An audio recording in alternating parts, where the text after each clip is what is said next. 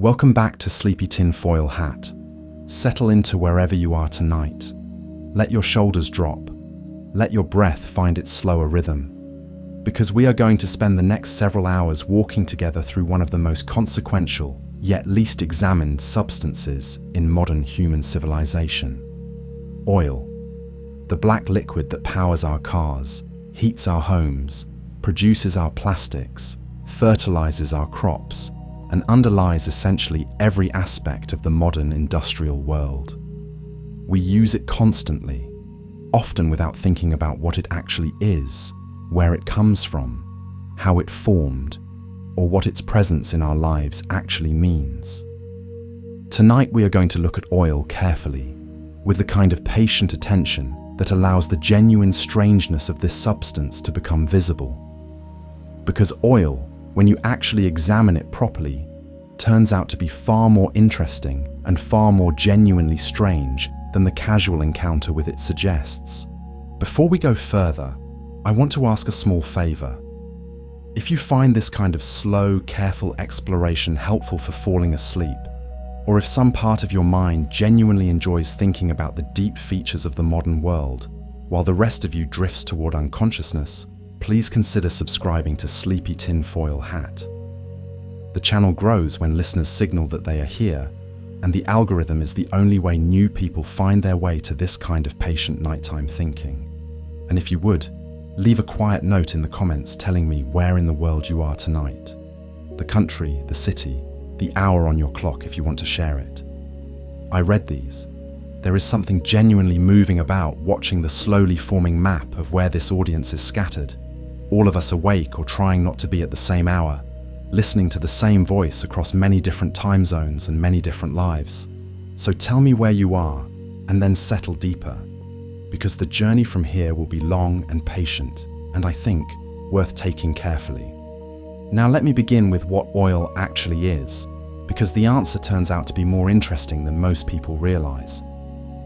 Oil, in the technical geological sense, is a complex mixture of hydrocarbons formed from the remains of ancient marine organisms that lived and died hundreds of millions of years ago.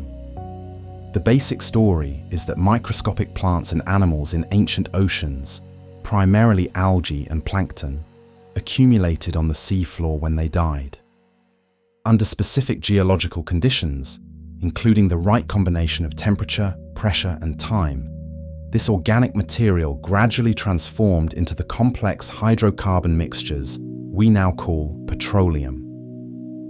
The process required hundreds of millions of years to complete, with the formation of significant oil deposits requiring the right combination of geological circumstances that only occurred in specific places at specific times in Earth's history.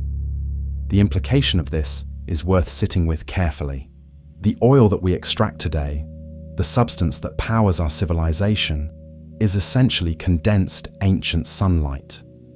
The original solar energy that fell on ancient oceans hundreds of millions of years ago was captured by photosynthetic organisms, accumulated as biological material, and then preserved and transformed under specific geological conditions into the hydrocarbon mixture we now use.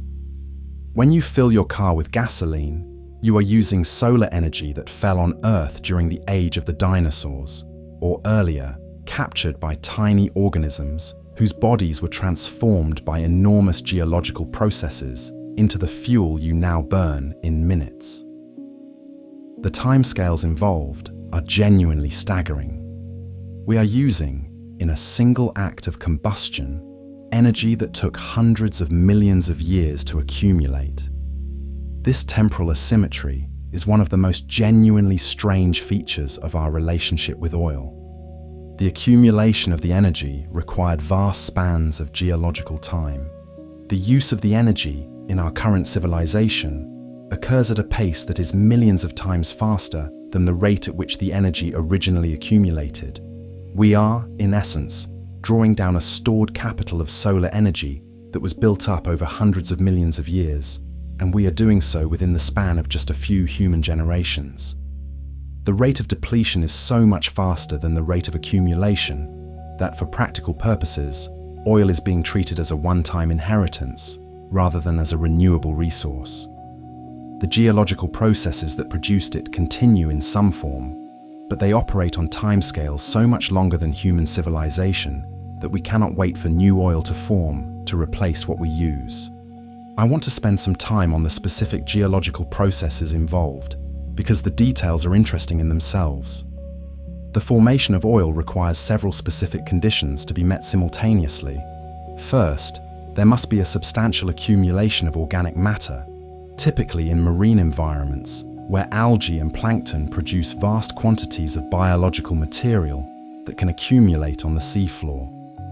Second, the organic matter must be buried by sediments that prevent it from being fully oxidized, which would convert it to carbon dioxide and water rather than allowing it to be preserved as organic material. Third, the buried organic matter must be subjected to specific ranges of temperature and pressure over extended periods of geological time, with the conditions allowing the organic material to be transformed through processes called diagenesis and catagenesis into the hydrocarbon mixtures that we call oil. Fourth, the resulting hydrocarbons must migrate through porous rocks until they encounter impermeable cap rocks that trap them in specific subterranean reservoirs, where they can accumulate in concentrations sufficient to make extraction economically viable. Each of these conditions is somewhat specific, and the combination of all of them occurring in the same place is even more specific. The oil deposits that we extract today exist in particular locations because the geological history of those locations happen to include all the necessary conditions. The Middle East has enormous oil reserves because the geological history of that region produced exactly the right combination of ancient organic accumulation, appropriate burial, suitable thermal and pressure conditions, and effective trap formations. Other regions have smaller deposits or no deposits at all because their geological histories did not include all the necessary conditions. The distribution of oil reserves across the world is therefore not random or arbitrary, but reflects the specific geological histories of different regions over hundreds of millions of years. The chemistry of oil itself is genuinely complex. Petroleum, as it comes out of the ground, is not a single compound, but a mixture of many different hydrocarbons of varying molecular weights and structures. The mixture includes light molecules like methane that exist as gases at ordinary temperatures, medium weight molecules that exist as liquids and provide the gasoline and diesel fuels we use, and heavy molecules that exist as semi-solids and provide the asphalt and lubricants we use for various other purposes. The refining process that converts crude oil into specific products separates these different hydrocarbon fractions and processes them in various ways to produce the specific fuels and materials that modern civilization requires. The whole industry of oil refining represents a sophisticated chemical engineering enterprise that takes the complex mixture from the ground and produces the specific products that we use. Tonight, across the parts that follow, I want to walk you through more of the strange and genuinely interesting aspects of oil. We will look at the specific history of how humans came to depend on oil, including the relatively recent development of the modern oil industry over just the past 150 years. We will examine the geological detective work that goes into finding oil reserves, with the techniques being far more sophisticated than most people realize. We will consider the political and economic consequences of oil distribution, with the locations of major oil reserves having shaped much of modern geopolitical history. We will look at what happens chemically when oil is burned, including the various byproducts that have substantial environmental consequences. We will think about the strange situation of running a global civilization on a one-time inheritance of ancient sunlight, and what the long-term implications of this situation might be. And we will consider some of the genuinely deep questions about oil that the standard treatments often gloss over. What I am not going to do is provide simple advocacy for or against oil. The substance is what it is. It has played the role it has played in human history.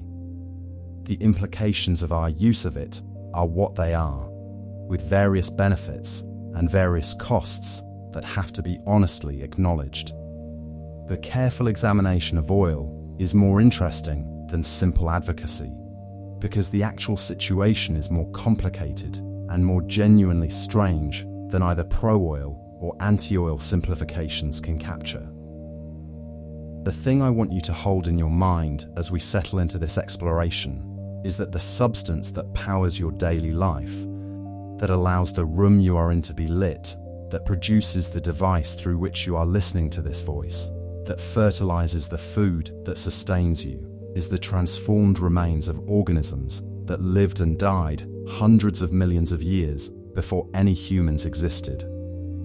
The connection between your specific moment of consciousness tonight and those ancient organisms is direct and concrete, mediated through the geological processes that preserved their substance and the industrial processes that have extracted and refined that substance for our use. We are deeply connected, through oil, to the deep biological and geological history of this planet, in ways that we rarely acknowledge, but that are nonetheless real. Lower the lights, if you have not already. Let your awareness soften. The substance we are about to discuss has shaped the modern world more thoroughly than perhaps any other material. It has determined which civilizations have risen and which have struggled, which wars have been fought and which have been avoided, which technologies have developed and which have remained marginal, which lifestyles have become possible and which have remained out of reach. We are about to spend a long, quiet evening with one of the most consequential substances in modern human history, and the contemplation of it is itself a kind of communion with the deep past that produced it and the present that has been shaped by its use. Let me take you now into the deep geological story of how oil actually formed, because the details of this process are genuinely fascinating, and they connect the oil we use today to specific moments in the long history of life on Earth. The story involves not just the basic chemistry we discussed in the previous part, but also the specific environmental conditions of the ancient world during the periods when most of our oil deposits were being created. The connection between specific geological epochs and the formation of specific oil reserves is one of the more interesting aspects of the substance, and it provides a kind of map between deep time and modern industry. Let me start with a fundamental observation. Not all of Earth's geological history has been equally productive for the formation of oil. Most of the major oil reserves that we extract today formed during relatively specific periods in the geological past, with certain epochs producing far more oil than others. The reasons for this concentration involve the specific combinations of climate, ocean chemistry, biological productivity, and tectonic conditions that prevailed during the relevant periods. When all the necessary conditions came together, vast accumulations of organic matter could be preserved and eventually transformed into oil.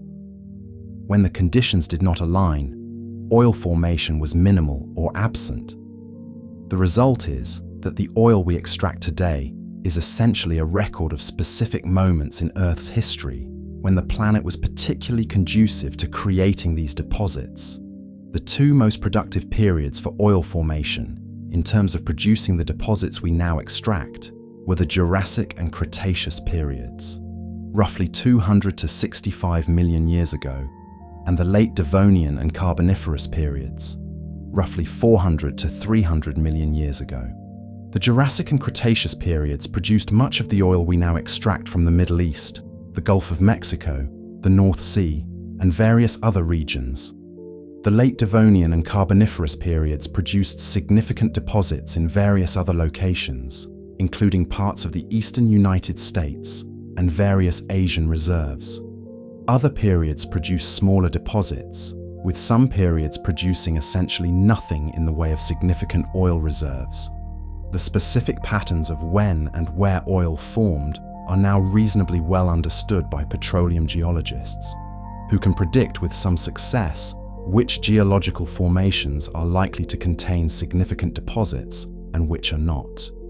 What was happening during these productive periods that made them so conducive to oil formation? The conditions involved several specific factors that came together in particular ways.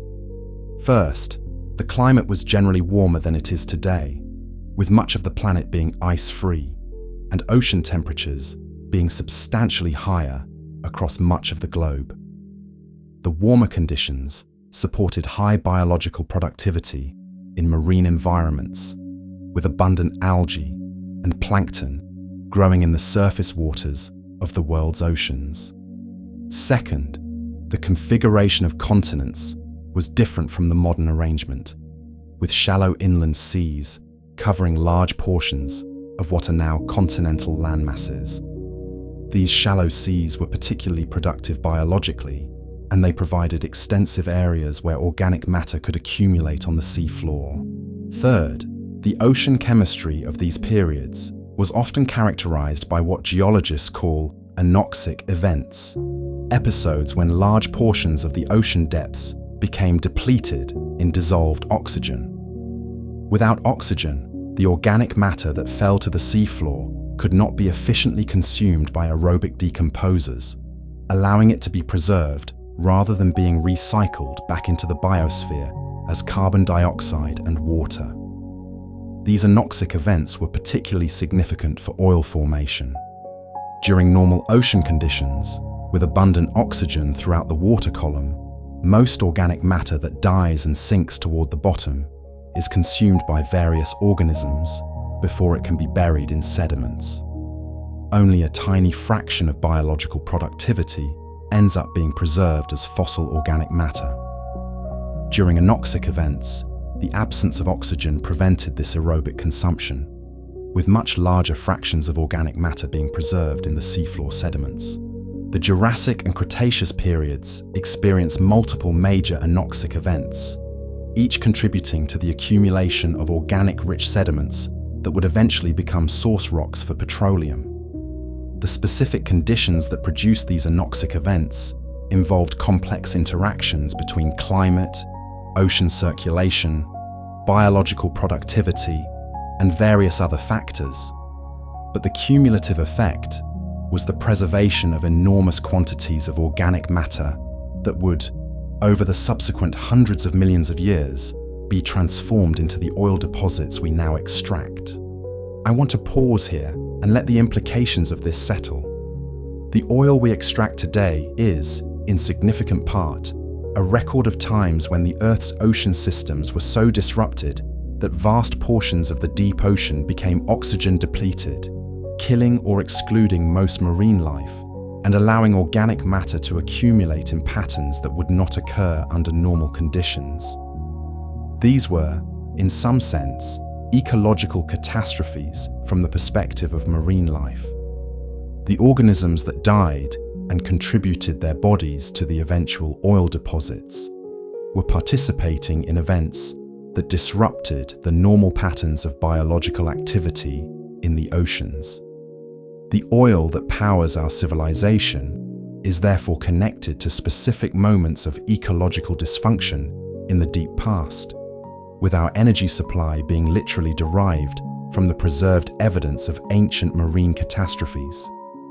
This is genuinely strange when you sit with it carefully. We tend to think of natural processes as basically harmonious, with the production of useful resources occurring through normal ecological functioning. But oil represents an exception to this pattern. The conditions that produced oil were not the conditions of normal ecological functioning. They were the conditions of disruption, of disturbance, of departures from the ecological balance that would have prevailed under more typical circumstances. We are powered, in our modern civilization, by the preserved evidence of ancient ecological disasters, with the very abundance of our energy supply reflecting the magnitude of those long-past disruptions. Let me bring in another aspect of the geological story that I find genuinely interesting. The transformation of preserved organic matter into oil required not just the preservation in anoxic conditions, but also the subsequent burial and heating of the source rocks over hundreds of millions of years. As sediments accumulated on top of the organic-rich layers, the increasing pressure and temperature gradually transformed the organic matter through several stages. The first stage produced what is called kerogen, an intermediate form of organic material that is not yet oil, but is the immediate precursor to it. As the burial continued and the temperatures rose, the kerogen underwent further transformation, with the chemical bonds being broken and rearranged to produce the lighter hydrocarbons that constitute oil. The optimal temperature range for oil formation is approximately 60 to 120 degrees Celsius, with the specific time required depending on the precise temperatures and other conditions. At higher temperatures, the oil itself can be further transformed into natural gas, with the heaviest molecules being broken down into lighter ones. At still higher temperatures, the organic material can be completely destroyed, with the source rocks ceasing to be capable of producing usable hydrocarbons. The fact that oil requires specific temperature ranges for its formation, and that it can be destroyed at higher temperatures, means that not every region with appropriate source rocks produces extractable oil. The geological history must include not just the original preservation of organic matter, but also the subsequent burial to depths that produce the right temperature range, without overheating the source rocks. The specific tectonic histories of different regions therefore matter enormously for whether oil deposits ultimately formed. Regions where source rocks were buried to optimal depths and remained there for sufficient time produced significant oil reserves. Regions where source rocks were either not buried deeply enough or were buried too deeply and overheated produced little or no oil despite having the original organic accumulations. The geography of modern oil reserves reflects this specific intersection of multiple geological conditions across vast spans of time. I want to address now something that I find particularly striking about the relationship between modern oil reserves and the deep past. The major oil-producing regions of the world today are mostly located in areas that were once covered by ancient shallow seas during the productive periods we have been discussing. The Middle East, with its enormous reserves, was during the Jurassic and Cretaceous periods a region of warm, shallow seas filled with abundant marine life. The Gulf of Mexico was similarly a productive marine environment during these periods. The North Sea reserves were formed in shallow marine basins that existed in that region during the relevant times.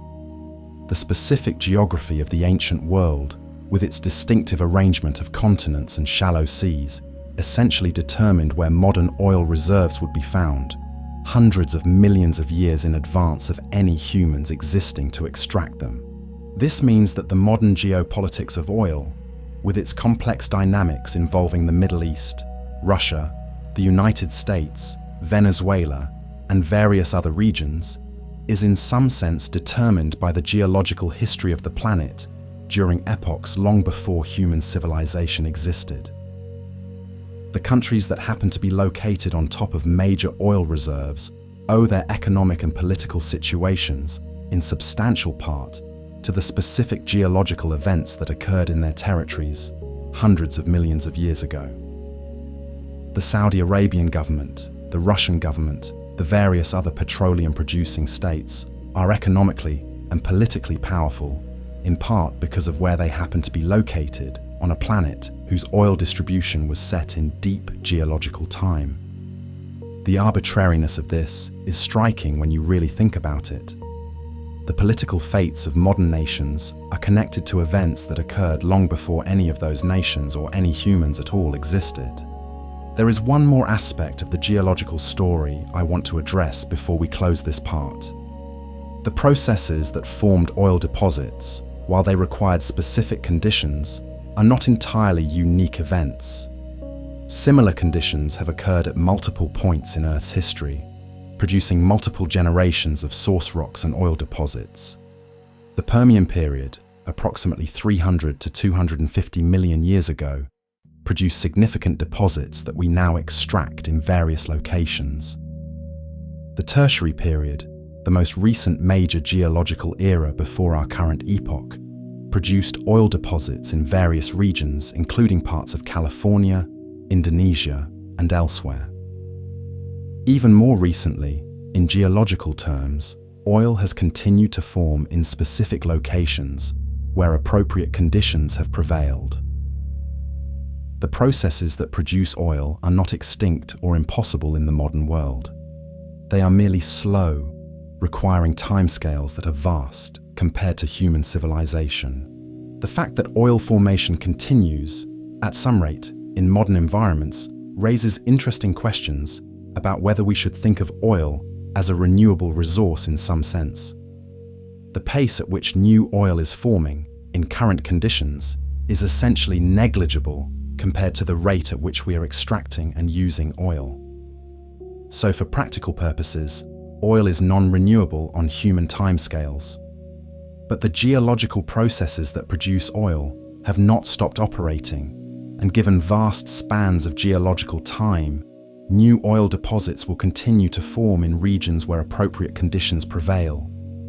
The current pattern of human civilization, in which we are rapidly depleting a one-time inheritance of ancient oil, will eventually have to give way to some other pattern, because the pace of our use cannot continue indefinitely. But the planet itself will continue to produce oil at its slow geological pace, regardless of what human civilization does with its current reserves. So as you continue to drift, hold this image in your mind. An ancient shallow sea, perhaps 150 million years ago, during the late Jurassic period. The water is warm and full of microscopic life. Vast quantities of algae and plankton drift in the sunlit surface waters, growing and reproducing and eventually dying, with their bodies sinking down through the water column. The deeper waters are oxygen depleted, perhaps because of stratification that has prevented the surface waters from mixing with the depths. When the dead organisms reach the seafloor, they are not efficiently consumed by the absent or limited decomposer communities.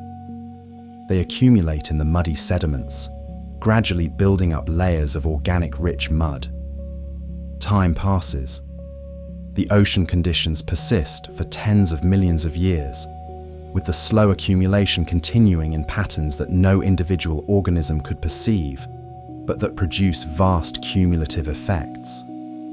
Eventually, the geological conditions change and the productive period ends, but the accumulated organic-rich sediments remain, buried by subsequent layers of normal marine sediments. More time passes, continents shift, the shallow sea drains away. The buried sediments are subjected to increasing pressure and temperature as they are buried more deeply. The organic matter transforms, slowly, through the stages of kerogen formation and eventual oil generation. The transformation takes tens or hundreds of millions of years. The oil migrates upward through porous rocks until it encounters cap rocks that trap it in reservoirs. By the time humans evolve, the oil has been quietly accumulating in its underground reservoirs for an incomprehensibly long time. Then, in just the past century or two, humans have learned to extract it and use it as the foundation of an entire civilization. The connection between that ancient warm sea and the modern world is direct, though it spans timescales that vastly exceed any human experience. The oil that flows from modern wells is the same substance, transformed through geological processes that began as living organisms in oceans we will never see, and that died in conditions that would be unrecognizable to anyone who has not studied the deep geological past. Tonight, as you let yourself drift towards sleep, that ancient connection persists. The energy that powers our civilization comes from a deep biological and geological history that connects us to the planet in ways we rarely acknowledge, but that are nonetheless real. The relationship between humans and oil as a usable substance is much shorter than the geological history we have been discussing. While oil has been forming and accumulating in underground reservoirs for hundreds of millions of years, humans have only been seriously using it for less than 2 centuries. The transition from a world without significant oil use to a world fundamentally dependent on oil happened within the span of just a few generations, and the speed of this transition is one of the more remarkable features of recent human history. Tonight I want to walk you through how this transition occurred, what drove it, and what its consequences have been for the shape of modern civilization. Humans have been aware of oil in some forms for thousands of years. Surface seepages of oil, where the substance naturally reaches the surface through cracks in the rock, have been observed by various ancient peoples and used for various limited purposes. The ancient Mesopotamians used bitumen, the heavy semi-solid form of oil that solidifies on exposure to air, as a building material and as a sealant for boats and waterproof containers. The ancient Egyptians used various oil-derived substances for embalming and other purposes. Various indigenous peoples in regions where oil seeped to the surface used the substance for medicinal and ceremonial purposes. The Chinese were drilling shallow wells for natural gas and brine over 2,000 years ago, sometimes encountering oil in the process. The substance has been known to humans for as long as we have had complex societies, but it was not extensively used until much more recently. The modern oil industry began in the middle of the 19th century, with several different developments occurring around the same time in different parts of the world. The Industrial Revolution had created enormous demand for various forms of energy and various lubricants, with the existing supplies of whale oil, vegetable oils, and animal fats becoming increasingly inadequate. Whale oil, in particular, had been extensively used for lighting and various other purposes, but the whale populations were being depleted by the intensive hunting that had developed to supply the demand. The search for alternative sources of oil for lighting and lubrication drove various experiments with extracting and refining petroleum from its underground reservoirs. The first commercial oil well, in the modern sense, was drilled by Edwin Drake near Titusville, Pennsylvania, in 1859. Drake's well was relatively shallow by modern standards, reaching only about 21 meters deep before it struck oil. But the well demonstrated that oil could be extracted economically by drilling, rather than only being collected from surface seepages or shallow pits. The success of the Drake well triggered a rapid expansion of oil exploration and extraction across western Pennsylvania, with hundreds of new wells being drilled within just a few years. The Pennsylvania oil boom of the 1860s was the beginning of the modern oil industry, and the patterns of speculation, rapid extraction, and boom-bust economics that characterized this early period would continue to shape the industry for the next century and a half. The initial uses of oil were relatively limited compared to what would come later.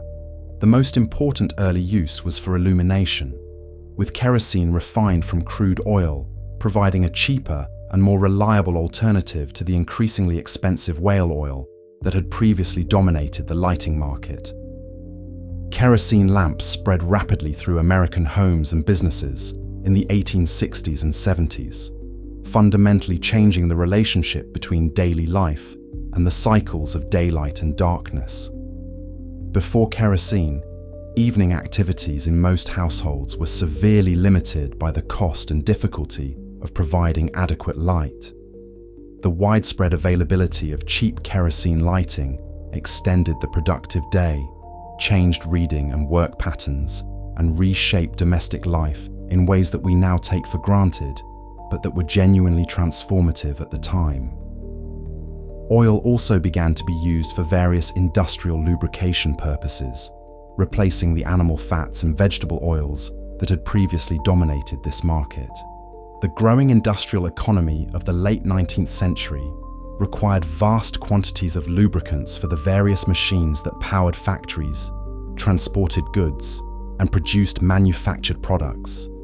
Petroleum-derived lubricants, with their consistent properties and abundant availability, were well suited to these industrial demands and gradually displaced the older alternatives. The development of petroleum lubricants was, in some sense, as important for industrial development as the use of petroleum for lighting, even though the lubricant story receives less attention in popular histories of the industry. The transformation that would make oil truly central to modern civilization, however, came with the development of the internal combustion engine and the automobile industry in the late 19th and early 20th centuries. The internal combustion engine, refined through various developments in Europe and the United States, required liquid fuels that could be easily stored, transported, and burned in the engine. Gasoline, originally a byproduct of kerosene production that had little economic value, turned out to be ideally suited for use in these new engines. The development of the automobile industry, particularly the mass production techniques pioneered by Henry Ford in the early 20th century, created enormous and rapidly growing demand for gasoline. The relationship between cars and gasoline became the defining feature of 20th century oil consumption, with the transportation sector eventually becoming the largest user of petroleum products in most industrial countries. The shift to oil-based transportation transformed both the geography of human settlement and the nature of daily life in ways that we are still working through. Before cars became widely available, most people lived within walking distance of their work and their daily activities, or relied on relatively limited public transportation systems. The car made it possible for people to live at greater distances from their workplaces and from urban centers, with the resulting development of suburbs, the spread of cities across larger areas, and the gradual reorganization of human settlement around the assumption of automobile transportation. The patterns of modern urban geography, with their suburbs and highways and parking lots, are essentially products of the oil and car era of human history. They could not have developed without oil, and they will probably not survive long after oil becomes too expensive or too scarce to support them. I want to bring in here something that I find particularly striking about the early oil industry. The pace of the industry's development, particularly in the United States during the late 19th and early 20th centuries, was remarkable. Within just a few decades, the oil industry went from being essentially non-existent to being one of the largest and most powerful industries in the world. The fortunes that were built in this period were among the largest individual fortunes in human history, with figures like John D. Rockefeller becoming wealthier than entire nations through their control of various aspects of the oil business. The Standard Oil Company that Rockefeller built, before its forced breakup in 1911, controlled approximately 90% of American oil refining and most of the associated infrastructure. The wealth and power associated with the oil industry, even in its early years, was substantial, and it has continued to be one of the defining features of modern economic and political life. The expansion of the oil industry from its American origins to a truly global enterprise occurred primarily in the early 20th century. The discovery of major oil reserves in various other regions, including the Middle East, Russia, Indonesia, and various parts of South America, transformed oil from a primarily American industry into a global one. The Middle Eastern reserves, in particular, would come to dominate global oil markets over the course of the 20th century, with their enormous size and relatively low extraction costs, making them economically central to the industry. The discovery of the first major Middle Eastern oil fields in Iran in 1908, in Iraq in 1927, and in Saudi Arabia in 1938, fundamentally changed the geography of the oil industry and the political dynamics that would surround it. The geopolitics of oil deserves substantial attention because oil has been involved in many of the major political and military events of the 20th and early 21st centuries. The First World War demonstrated that control of oil supplies was essential to modern military operations, with the British in particular making substantial efforts to secure oil supplies in the Middle East for their navy. The Second World War involved extensive struggles over oil-producing regions, with Germany's failure to secure oil supplies being one of the major factors in its eventual defeat, and Japan's desperate need for oil being a significant factor in its decision to attack the United States.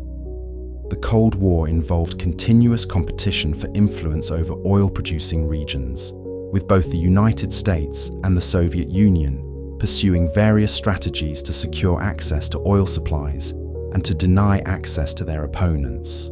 The post-Cold War period has continued to feature substantial political and military involvement in oil-producing regions, with various conflicts in the Middle East and elsewhere being shaped, at least in part, by considerations related to oil. The relationship between oil and modern warfare is itself worth examining carefully. Modern military operations require enormous quantities of fuel for various purposes, including transportation, aircraft operations, naval operations, and various other functions.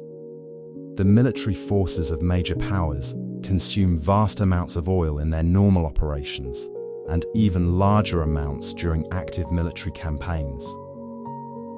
The strategic importance of oil supplies has therefore made oil-producing regions particularly sensitive politically, with various interventions being undertaken at least partly to secure access to oil. The actual extent to which specific historical conflicts were caused by oil considerations versus other factors is debated, but the general importance of oil to modern military operations is not in dispute.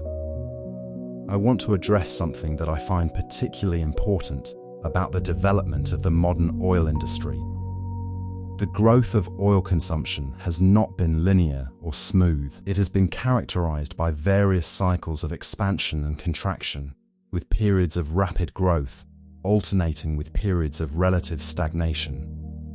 The major expansions of oil consumption have generally been associated with broader economic expansions, with industrial development creating new demands for petroleum products.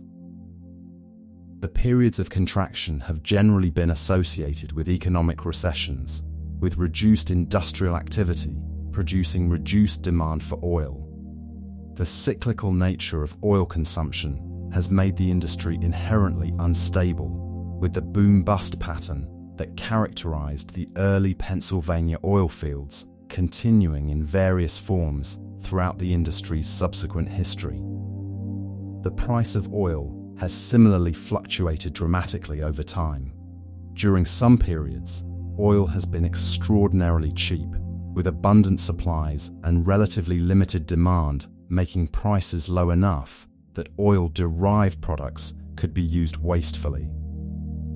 During other periods, oil has been expensive, with supply disruptions or rapidly growing demand making prices high enough that significant adjustments to consumption patterns became necessary. The major oil price shocks of the 1970s, when the Organization of Petroleum Exporting Countries dramatically raised prices and reduced supplies in response to political conflicts, demonstrated the vulnerability of the modern industrial economy to oil supply disruptions. The economic and political consequences of these price shocks were substantial, and they shaped subsequent decisions about energy policy in various countries for decades afterward. There is one more aspect of the history of oil use that I want to address before we close this part. The development of petrochemicals, the use of oil as a raw material for producing various chemical products beyond simple fuels, has been one of the more transformative aspects of the modern oil industry. Petrochemicals are used to produce plastics, synthetic fibers, fertilizers, pharmaceuticals, pesticides, and countless other products that are now essential to modern life. The shift from oil as primarily a fuel to oil as a fundamental industrial raw material occurred gradually over the 20th century, with the petrochemical industry becoming a major consumer of oil and a major producer of materials that have transformed nearly every aspect of modern life. The plastics revolution, in particular, has profoundly changed how we live. Modern life is essentially saturated with plastic products. From the packaging that contains our food, to the electronics that mediate our communications, to the medical devices that maintain our health. Plastics are derived almost entirely from petroleum, and the rise of plastic as a ubiquitous material has paralleled the rise of oil as the foundation of industrial civilization. The total quantity of plastic produced in the past century is staggering, with billions of tons having been manufactured and most of it still existing in some form, either in active use or as waste in various environments. The relationship between oil and plastic is therefore one of the more important and least appreciated aspects of how oil has shaped the modern world. We do not just burn oil for energy, we also wear it, eat from containers made of it, communicate through devices built with it, and inhabit environments saturated with materials derived from it. So as you continue to drift, hold this image in your mind. The Drake Well at Titusville, Pennsylvania, in the autumn of 1859, producing the first commercial flows of oil that would eventually transform human civilization. The drillers who worked the well, the local people who watched its progress, the early investors who hoped it would justify their financial commitments, had no way of foreseeing what they were beginning. They knew they were extracting a useful substance that could be refined into kerosene for lighting. They did not know they were initiating a process that would, within just over a century, lead to a global industrial civilization powered almost entirely by the substance they were first commercially extracting.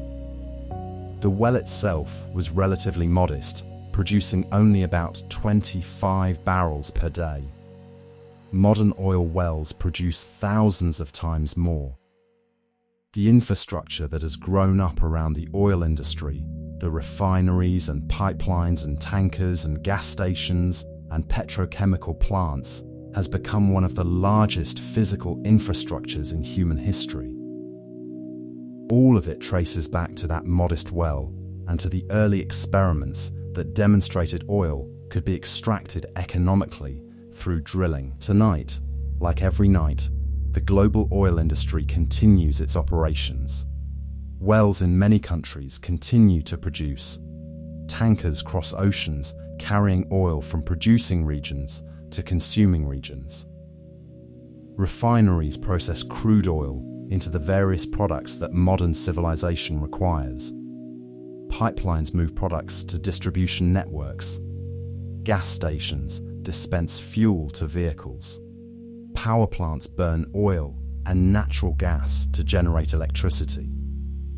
Petrochemical plants convert oil into the materials that become the products of daily life. The whole vast system continues to operate, supplying the energy and materials that make modern civilization possible.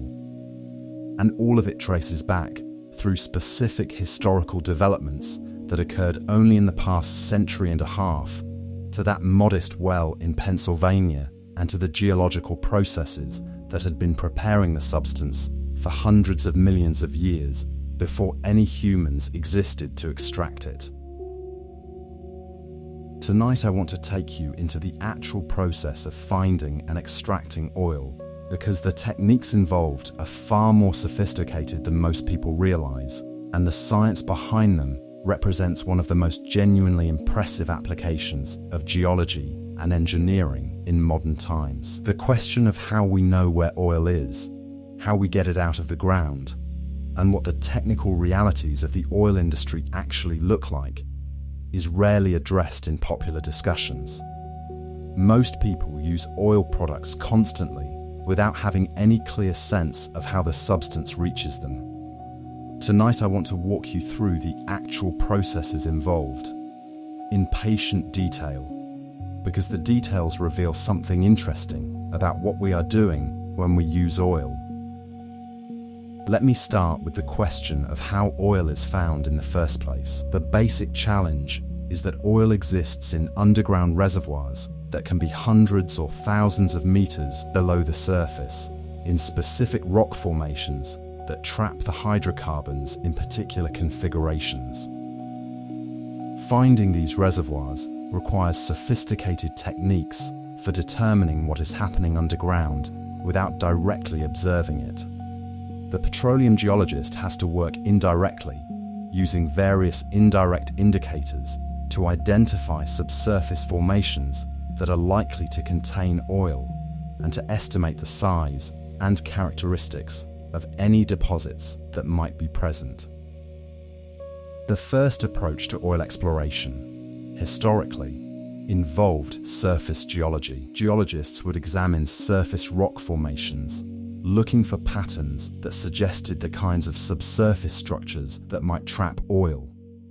The presence of certain types of sedimentary rocks, the patterns of folding and faulting visible at the surface, and various other surface features could provide clues about what might be present underground.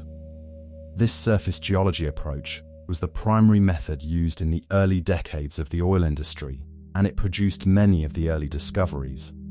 But it had significant limitations, particularly in regions where the surface geology did not clearly indicate what was happening at depth, or in regions where potential oil-bearing formations were covered by later deposits that obscured the underlying patterns. The development of seismic exploration in the 20th century revolutionized how oil exploration was conducted.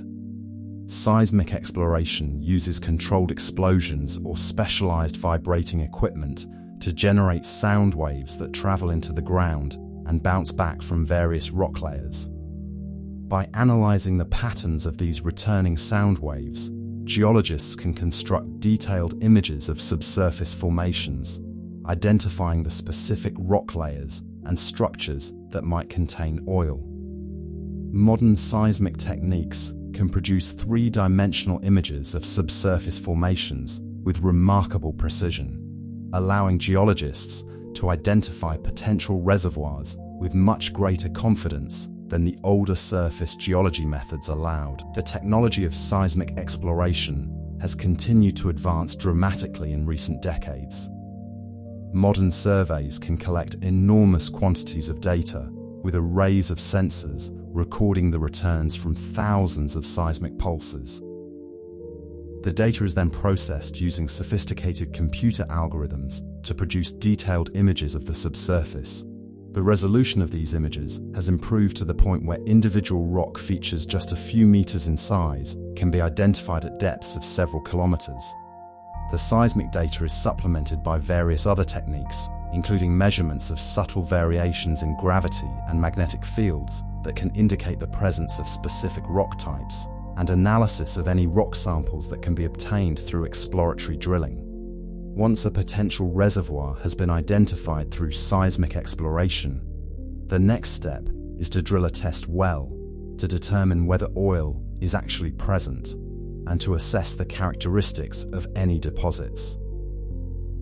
Modern drilling is itself a remarkable technical achievement.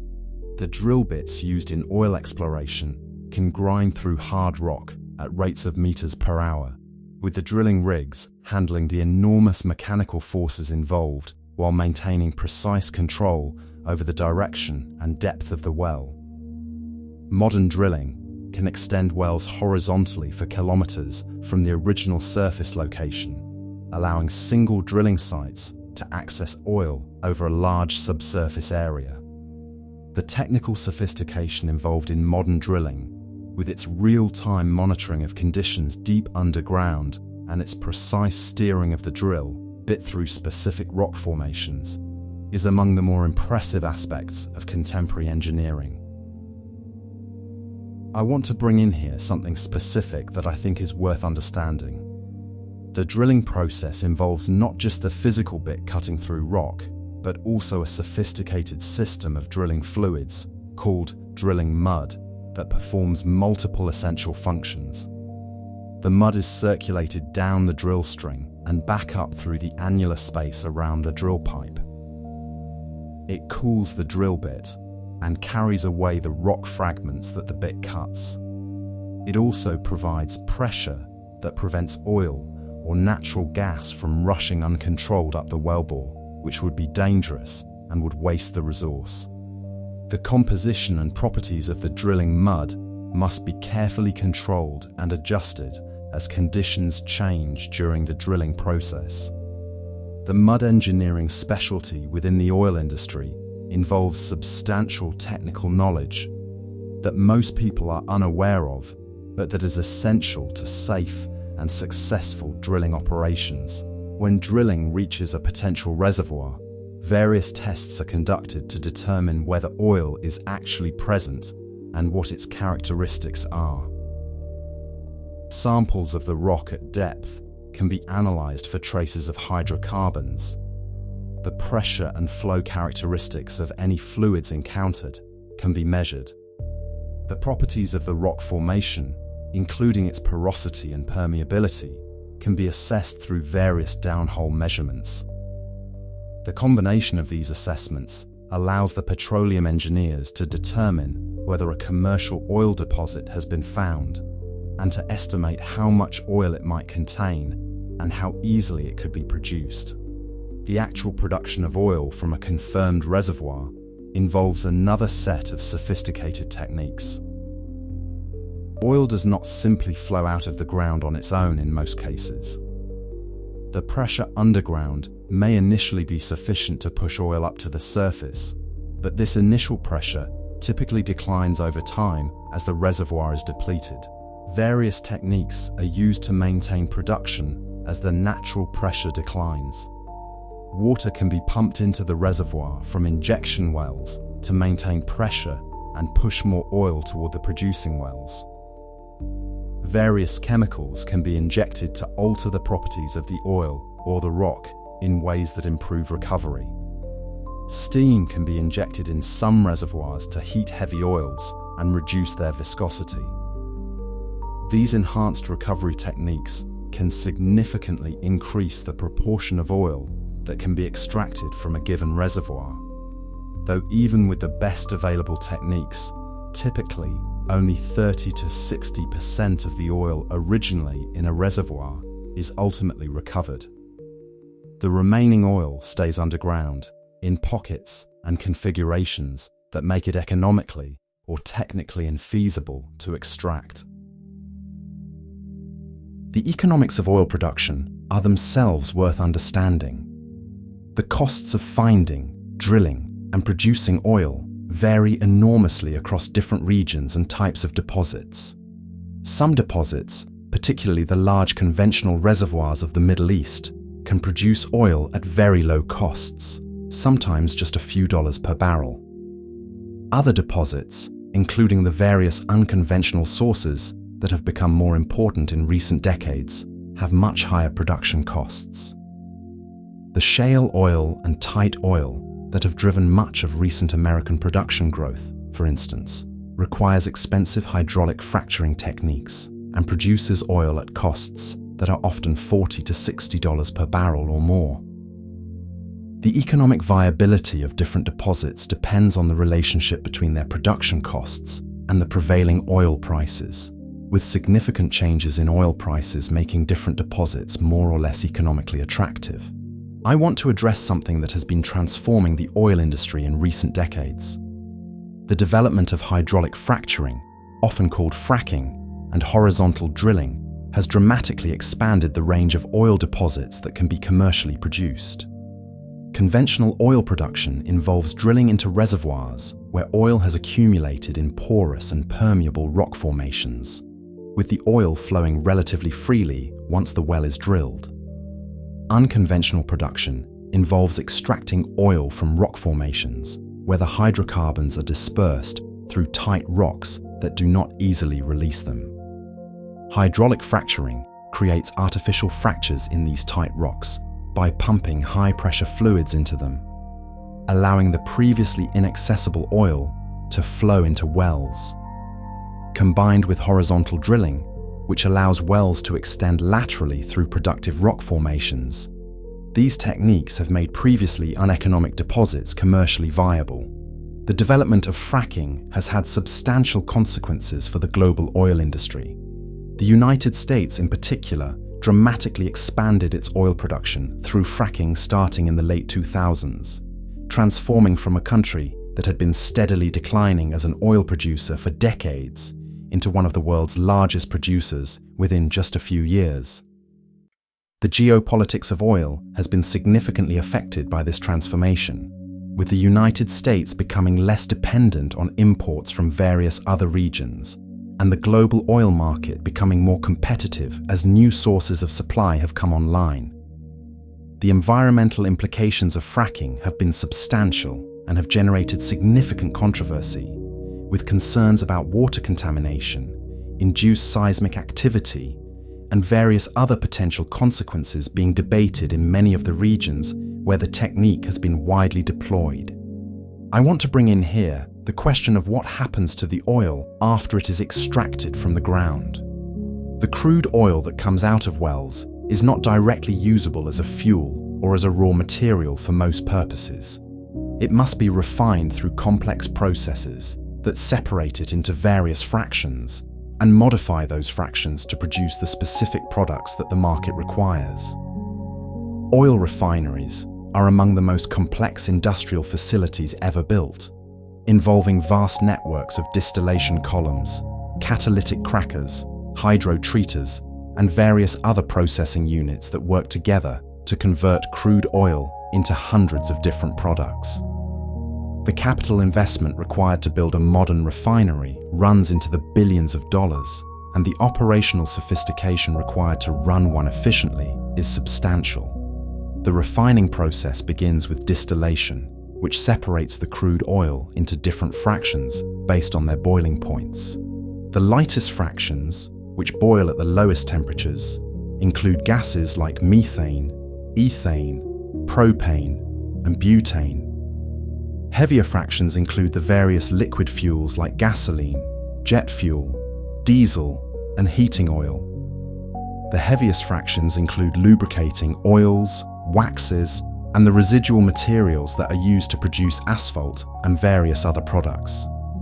The proportions of different fractions in any given crude oil depend on the specific characteristics of the oil, with some crudes producing more of the lighter products and others producing more of the heavier ones. After initial distillation, various processing steps are used to modify the different fractions to meet the specifications required for specific products. Catalytic cracking breaks heavier hydrocarbons into lighter ones, increasing the yield of gasoline and other valuable light products. Hydrotreating removes sulfur and other contaminants that would cause environmental problems when the products are burned. Reforming alters the chemical structure of certain fractions to improve their performance characteristics. The combination of these various processing steps allows a refinery to convert any given input of crude oil into a mix of products that matches market demand, with the specific processing being adjusted based on which products are most valuable at any given time. The pipeline networks that move oil and oil products across continents are themselves among the most extensive infrastructure systems ever built. Major pipelines transport crude oil from production areas to refineries and from refineries to distribution centers. The Trans-Alaska Pipeline, the Druzhba pipeline system that connects Russian oil fields to European markets, the various pipelines that move oil from the Gulf Coast of the United States to interior markets, the pipelines that move oil products from refineries to airports and other consumers, all represent enormous engineering projects that have been built over decades to support the modern oil-based economy. The pipelines operate continuously, moving vast quantities of oil and oil products through systems that are largely invisible to most consumers, but that are essential to the functioning of modern industrial civilization.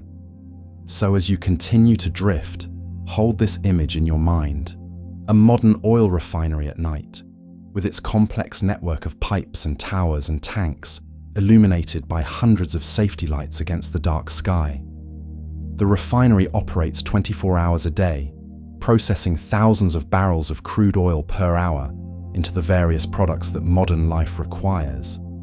The workers who operate the refinery during the night shift monitor the various processing units, adjusting flows and temperatures and pressures to keep everything operating within the precise specifications required. The crude oil flowing into the refinery has come from somewhere, perhaps from a well thousands of kilometers away, having been pumped from underground reservoirs, transported through pipelines or by tankers, and delivered to the refinery for processing. The products flowing out of the refinery go somewhere, into the distribution networks that will eventually deliver them to consumers in countless individual transactions. The whole system operates continuously, with the oil that powers civilization moving through it in vast quantities every hour of every day. The refinery itself is a remarkable achievement of engineering, with the various processing units working together to transform raw crude into the specific products that modern industry and modern daily life require. Tonight, like every night, refineries around the world are processing oil. Pipelines are moving products. Tankers are crossing oceans. The vast infrastructure that we have built to support our oil-based civilization continues to operate in its complex and largely invisible way, producing the energy and materials that allow our specific moment of consciousness tonight to occur. Without this infrastructure, much of what we take for granted about modern life would not be possible. With it, modern life continues to unfold in the patterns that have characterized it for the past century or so, patterns that depend on the continuous availability of oil and oil products in quantities that vastly exceed anything that human civilization required in earlier periods. Tonight, I want to take you into a question that connects oil to the geopolitical and economic realities of the modern world, because the distribution of oil reserves has shaped the political and economic relationships between nations in ways that are still unfolding today. The fact that oil is unevenly distributed across the planet, with vast reserves in some regions and essentially none in others, has produced patterns of wealth, power, and conflict that have characterized much of the 20th and early 21st centuries. Understanding these patterns requires understanding both the specific geological accidents that determined where oil ended up and the specific historical processes that translated those geological accidents into political and economic realities. Let me start with the basic facts of oil distribution. Approximately half of the world's proven oil reserves are located in the Middle East, with Saudi Arabia, Iraq, Iran, Kuwait, and the United Arab Emirates accounting for the largest portions. Other major reserves are located in Venezuela, which actually has the largest proven reserves of any single country, though much of its oil is heavy and difficult to extract. In Russia, which has substantial reserves in various regions including Siberia. In Canada, which has enormous reserves in the form of oil sands that are also difficult to extract. In the United States, which has substantially expanded its reserves through fracking and other unconventional techniques in recent decades, and in various other regions including parts of Africa, South America, and Asia. The countries that happen to be located on top of these reserves have economic and political positions that are substantially shaped by their resource endowment. The implications of this distribution have been profound. Countries with substantial oil reserves have generally been able to generate significant revenues from selling their oil to other countries that lack adequate domestic supplies. These revenues have funded various forms of economic development, military capabilities, and political influence that would not have been available to countries lacking such resources. At the same time, countries that depend heavily on imported oil have been forced to develop strategies for ensuring reliable access to oil supplies, including various forms of diplomatic, economic, and military engagement with oil-producing regions. The resulting patterns of dependence and influence have shaped much of modern international relations. The Middle East deserves particular attention in this context because the concentration of oil reserves in that region has made it one of the most strategically important parts of the world throughout the entire history of the modern oil industry. The discovery of major oil reserves in Iran, Iraq, Saudi Arabia, and other Middle Eastern countries in the first half of the 20th century transformed the region from a relatively peripheral part of the global economy into one of its central focuses. The economic significance of Middle Eastern oil grew steadily through the 20th century, with the region becoming the source of a substantial portion of global oil production by the middle of the century. The political consequences of this concentration have been substantial, with various external powers maintaining substantial interests and presences in the region throughout the past century, and with internal political dynamics within the region being significantly shaped by the realities of oil production. I want to spend some time on the specific history of how external involvement in Middle Eastern oil developed, because the details reveal patterns that continue to shape contemporary international relations. The initial development of Middle Eastern oil was carried out primarily by Western companies operating under concessions granted by the various governments of the region. The Anglo-Persian Oil Company, which would eventually become British Petroleum, or BP, obtained the first major concession in Iran in 1901. The Iraq Petroleum Company, a consortium involving British, French, American, and Dutch interests, was formed to develop Iraqi oil after the First World War. The Arabian American Oil Company, or Aramco, was formed by American interests to develop Saudi Arabian oil starting in the 1930s. These foreign-controlled companies operated the oil industries of the region for decades, with the host governments receiving relatively small portions of the revenues compared to the foreign operators. The arrangements that gave foreign companies dominant control of Middle Eastern oil produced significant tensions over the course of the 20th century. The governments and peoples of the region gradually became more assertive about their claims to the resources beneath their territories, and a series of nationalizations, renegotiations, and political conflicts gradually shifted control of the oil industry from foreign companies to national governments. Iran nationalized its oil industry in 1951, leading to a major political crisis that was eventually resolved through a Western-supported coup that overthrew the Iranian government. Iraq nationalized its oil industry in the early 1970s. Saudi Arabia gradually took over Aramco through a series of negotiated steps in the 1970s, with full Saudi ownership being achieved by 1980. The other Middle Eastern producers underwent similar transitions, with the result that by the latter part of the 20th century, the oil industries of the region were primarily controlled by national governments rather than by foreign companies. The transition to national control of Middle Eastern oil had substantial consequences for the global oil market. The Organization of Petroleum Exporting Countries, founded in 1960, allowed the producing nations to coordinate their production decisions and pricing strategies, giving them substantially more leverage in the global market than they had previously had when foreign companies controlled the production decisions. The oil price shocks of the 1970s, when OPEC dramatically raised prices and at one point embargoed shipments to countries that had supported Israel during the 1973 war, demonstrated the new power of the producing nations and the vulnerability of consuming nations to supply disruptions. The economic consequences of these price shocks were substantial, with recessions, inflation, and various other disruptions affecting many countries during the years that followed. The relationship between oil and various conflicts in the Middle East has been complex and contested. Various scholars and analysts have debated the extent to which specific wars and political crises in the region have been caused by oil considerations versus other factors, including religion, nationalism, ethnic conflict, and other regional dynamics. The honest position is probably that oil has been one factor among many in shaping the politics of the region, with its importance varying across specific situations.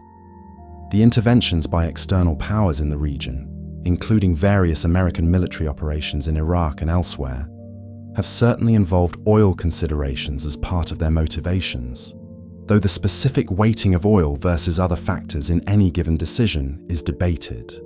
The internal conflicts within the region, including various civil wars, regime changes, and political transitions, have also been shaped by oil dynamics in various ways. though again the specific weighting of oil versus other factors varies across situations. I want to draw out something specific about how oil has affected the development of producing countries. The phenomenon sometimes called the resource curse describes how countries with substantial natural resource endowments often experience various economic and political problems that countries without such resources avoid. The basic idea is that easy access to resource revenues can distort the economic and political development of a country in ways that ultimately produce worse outcomes than would have occurred without the resources. Resource-rich governments may become dependent on resource revenues and fail to develop the other economic sectors that would produce more sustainable prosperity. The wealth from resource extraction may be concentrated in narrow elite groups rather than being distributed widely. The political dynamics may become focused on controlling resource revenues rather than on responsive governance. The currency effects of resource exports may make other economic sectors less competitive, producing a phenomenon sometimes called Dutch disease after the economic problems that the Netherlands experienced after the discovery of natural gas in the 1960s. The resource curse has affected various oil-producing countries in different ways. Some, like Norway, have managed to avoid the worst effects through careful management of their oil revenues and the development of strong democratic institutions. Others, including various Middle Eastern, African, and Latin American oil producers, have experienced significant versions of the resource curse, with their political and economic development being distorted by their dependence on oil revenues.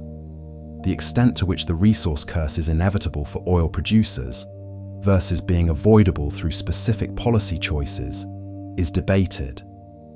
But the general pattern that abundant oil revenues can produce problematic political and economic outcomes is well documented. I want to address now the relationship between oil and the rise of various nations to global power positions. The United States, in particular, achieved its position as the world's dominant economic and military power, in part because of its early dominance of the global oil industry. American oil production was the largest in the world for much of the early 20th century, with American companies playing leading roles in developing oil industries around the world. The economic and military advantages that came from abundant access to oil were substantial, and they contributed to America's emergence as the leading global power in the period after the Second World War. The shift of American production away from dominance as Middle Eastern and other producers came to account for larger shares of global supply changed the dynamics of American power, but did not eliminate the importance of oil to American economic and military operations. The Soviet Union also had substantial oil reserves and developed a significant oil industry, though it was generally less efficient than the Western industry and produced less of the global supply. The Soviet Union's eventual collapse in the early 1990s was partly connected to oil price dynamics, with the low oil prices of the 1980s significantly reducing Soviet revenues and contributing to the economic problems that ultimately led to the system's collapse. Russia, as the principal successor to the Soviet Union, has continued to be a major oil and natural gas producer, with the energy sector playing a central role in the Russian economy and in Russian foreign policy. The Russian gas pipelines that supply much of Europe in particular have been a significant factor in European-Russian relations for decades, with the resulting interdependencies being a subject of ongoing political and economic concern. China's emergence as a major economic power in recent decades has been substantially shaped by oil dynamics. China has rapidly become one of the world's largest oil consumers, with its domestic production being inadequate to meet its growing demand and requiring substantial imports from various regions, including the Middle East, Russia, and various African countries. The Chinese strategy for securing oil supplies has involved various forms of investment in producing regions, diplomatic engagement with producing countries, and the development of strategic relationships designed to ensure reliable access to oil over the long term.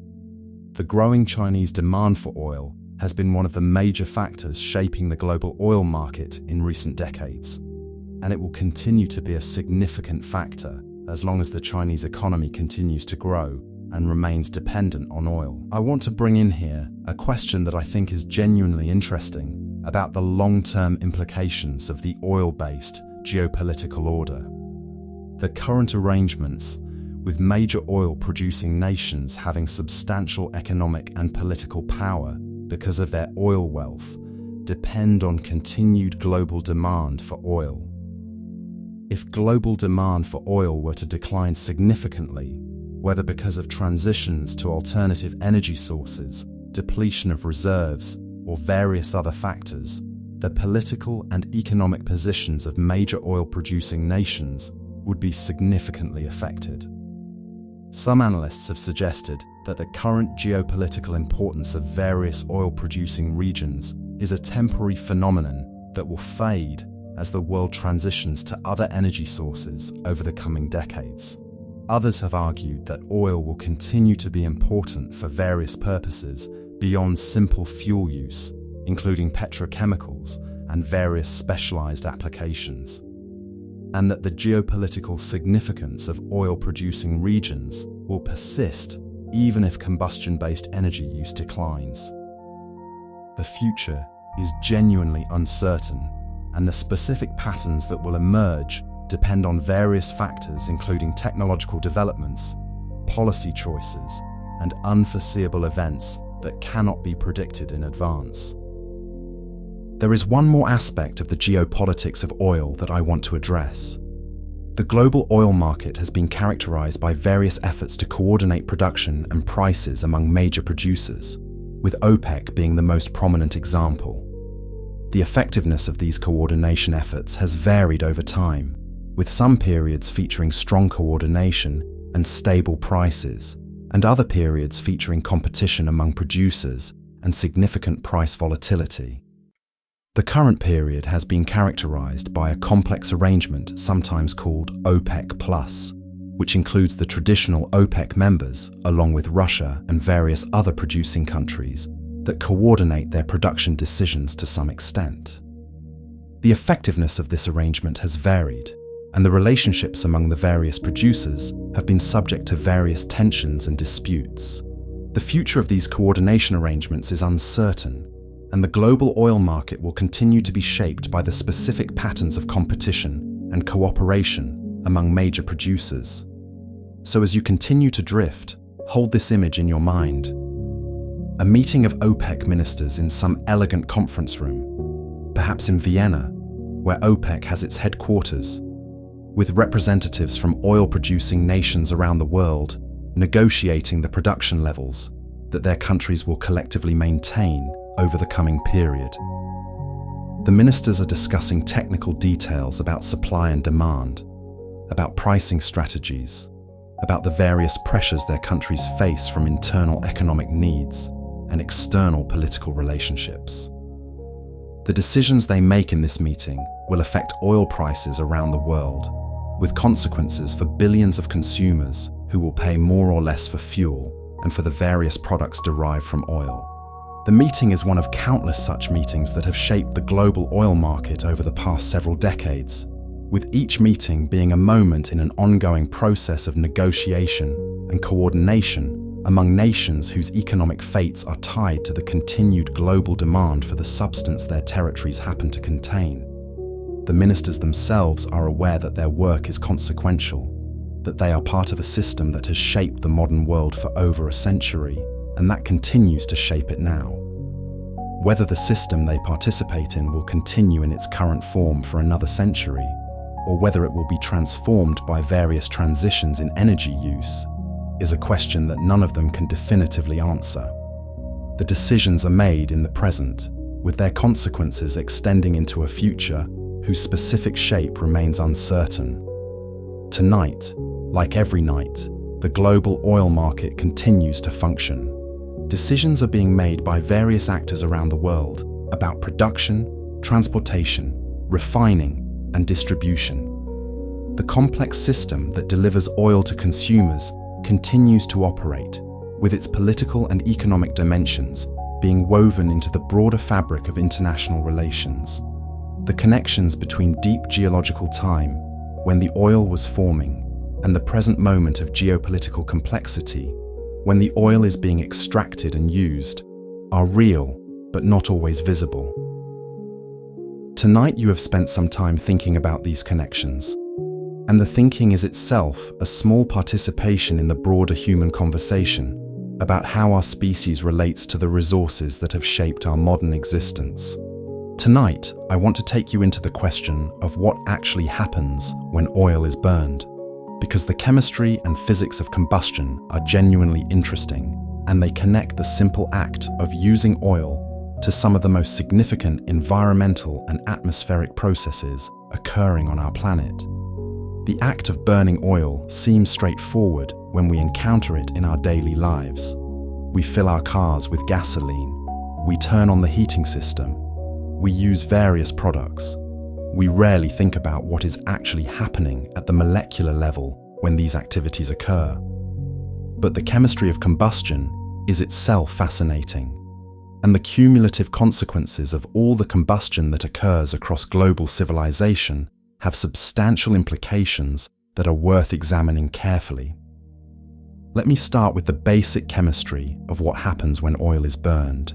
Oil, as we discussed earlier, is a complex mixture of hydrocarbons, molecules made primarily of carbon and hydrogen atoms in various arrangements. When these hydrocarbons are burned, they react with oxygen from the atmosphere in a process called combustion. The fundamental chemistry of combustion involves the carbon atoms in the hydrocarbons combining with oxygen to form carbon dioxide, while the hydrogen atoms combine with oxygen to form water vapor. The energy that was stored in the chemical bonds of the hydrocarbon molecules is released primarily in the form of heat, which is what makes combustion useful as an energy source. This basic chemistry is the same whether you are burning gasoline in a car engine, heating oil in a furnace, jet fuel in an airplane, or any of the other forms in which oil products are used as fuels. The energy released by combustion is substantial. Each kilogram of typical oil products releases approximately 42 megajoules of energy when burned. This is a large quantity compared to most other energy sources available to humans without specialized technology. The energy density of oil products, the amount of energy released per unit of mass or volume, is one of the key features that makes them so useful for various applications. A car can carry enough gasoline to travel hundreds of kilometers because the energy density of gasoline is high enough that a relatively small quantity contains enough energy to power the vehicle over substantial distances. Alternative energy sources have to compete with this high energy density, and the difficulty of matching it with other technologies is one of the reasons why oil has remained so central to transportation and various other applications. But the combustion process is not perfectly clean or efficient in practice. The simplified chemistry I just described assumes complete combustion, in which all the carbon and hydrogen in the fuel reacts completely with adequate oxygen to produce only carbon dioxide and water. In real combustion situations, the conditions are not always ideal, and various incomplete combustion products are also produced. Carbon monoxide is produced when there is insufficient oxygen for complete combustion of the carbon. Various unburned hydrocarbons can escape the combustion process if the conditions are not right. Particulate matter, including small carbon particles called soot, can be produced under various conditions. Various nitrogen compounds, including nitrogen oxides, are produced when the combustion occurs at high temperatures that cause atmospheric nitrogen to react with oxygen. These byproducts have various environmental and health consequences that go beyond the simple production of carbon dioxide and water. The cumulative production of carbon dioxide from oil combustion across global civilization has become a major topic of concern in recent decades. The amount of carbon dioxide that humans collectively release into the atmosphere through the burning of oil, along with the burning of coal and natural gas and various other activities, is substantial. Estimates suggest that global human carbon emissions are approximately 35 to 40 billion tons per year, with oil combustion accounting for a substantial portion of this total. The atmospheric carbon dioxide concentration, which had been relatively stable at around 280 parts per million for thousands of years before the Industrial Revolution, has been rising steadily as a result of human emissions and now exceeds 420 parts per million. This represents an increase of about 50% over pre-industrial levels, with most of the increase occurring over just the past 2 centuries. The implications of rising atmospheric carbon dioxide for the planet's climate are the subject of substantial scientific research and ongoing public discussion. The basic physics of how carbon dioxide affects the atmosphere has been understood since the late 19th century, when the Swedish scientist Svante Arrhenius worked out the relationship between atmospheric carbon dioxide and the planet's temperature. Carbon dioxide is what is called a greenhouse gas, meaning that it allows incoming sunlight to pass through, but absorbs and re-emits the infrared radiation that the Earth's surface produces as it warms. The effect is to trap heat in the atmosphere that would otherwise escape into space, raising the average temperature of the planet's surface and lower atmosphere. The basic mechanism is well established and not in scientific dispute, with the specific magnitudes and consequences of the warming being topics of ongoing research and refinement. The current scientific consensus is that the human emissions of carbon dioxide and other greenhouse gases over the past 2 centuries have caused a measurable increase in the planet's average surface temperature, with the increase being approximately 1 degree Celsius compared to pre-industrial levels. The warming is projected to continue as long as human emissions continue, with the eventual magnitude depending on how rapidly emissions are reduced over the coming decades. The various consequences of warming include changes in regional climate patterns, alterations in precipitation patterns, melting of glaciers and ice sheets, rising sea levels, and various impacts on biological and ecological systems. The specific details of how all these consequences will unfold are subjects of ongoing scientific investigation, but the general pattern of climate change driven by human emissions is well established in the scientific literature. I want to address something specific about the relationship between oil and climate change that I think is worth understanding clearly.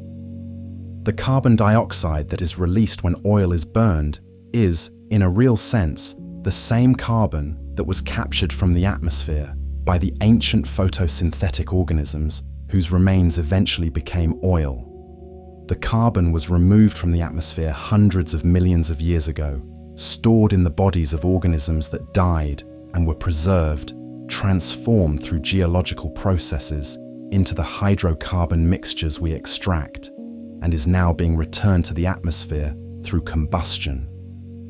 We are, in essence, undoing the carbon storage that the planet accomplished over hundreds of millions of years, releasing back into the atmosphere all the carbon that was sequestered during the ancient periods when the source rocks of modern oil deposits were being formed. The temporal asymmetry here is striking. The carbon was removed from the atmosphere slowly, over hundreds of millions of years. The carbon is being returned to the atmosphere rapidly, over just a few centuries. The rate at which we are reversing the geological carbon storage is millions of times faster than the rate at which that storage originally occurred. This is one of the reasons why the consequences of fossil fuel combustion are so substantial. The planet's atmosphere and biosphere had adjusted, over geological time, to lower carbon dioxide levels that existed after the storage of organic carbon in fossil fuels and various other deposits. The rapid release of that stored carbon is producing rapid changes in atmospheric composition that the biosphere has limited capacity to absorb on the relevant timescales. The various consequences of climate change reflect, in part, this temporal mismatch between the slow geological processes that produce the carbon storage and the rapid industrial processes that are undoing it. Beyond the direct effects of carbon dioxide on climate, The burning of oil produces various other environmental consequences that are worth understanding. The various pollutants produced by incomplete combustion, including particulate matter, nitrogen oxides, sulfur dioxide from oils containing sulfur, and various other compounds, have substantial effects on air quality in regions where oil combustion is concentrated. Urban air pollution, much of which derives from vehicle emissions and various other oil combustion sources, has documented effects on human health, with millions of deaths globally being attributed to air pollution each year. The health costs of oil combustion, particularly in densely populated urban areas, are substantial and are sometimes underappreciated in discussions that focus primarily on climate effects. The marine pollution associated with oil transportation and extraction is another category of consequence that deserves attention. Oil spills from tankers, pipelines, and offshore drilling operations have caused significant environmental damage in various locations around the world. The Deepwater Horizon spill in the Gulf of Mexico in 2010, which released approximately 5 million barrels of oil into the ocean over several months, was the largest marine oil spill in history and produced substantial environmental damage that continued to affect Gulf ecosystems for years afterward. Similar, though smaller, spills have occurred at various locations throughout the history of the oil industry, with cumulative consequences that have affected marine ecosystems around the world. Beyond the dramatic spill events, the routine operations of the oil industry involve various smaller releases of oil and oil products into the environment that have cumulative effects over time. I want to bring in here something about the relationship between oil combustion and the broader patterns of energy use in modern civilization. Oil is currently providing approximately a third of global primary energy consumption, with coal providing another quarter and natural gas providing another quarter. The remaining portion comes from various other sources, including nuclear, hydroelectric, solar, wind, and various other renewable sources. The fossil fuel share of global energy use, including oil, coal, and natural gas combined, is therefore approximately 80% of the total. This means that most of the energy used by modern civilization comes from burning fossil fuels, with all the associated emissions and other consequences. The transition to alternative energy sources, while it has been progressing in various ways, has not yet displaced the dominant role of fossil fuels in supplying global energy needs.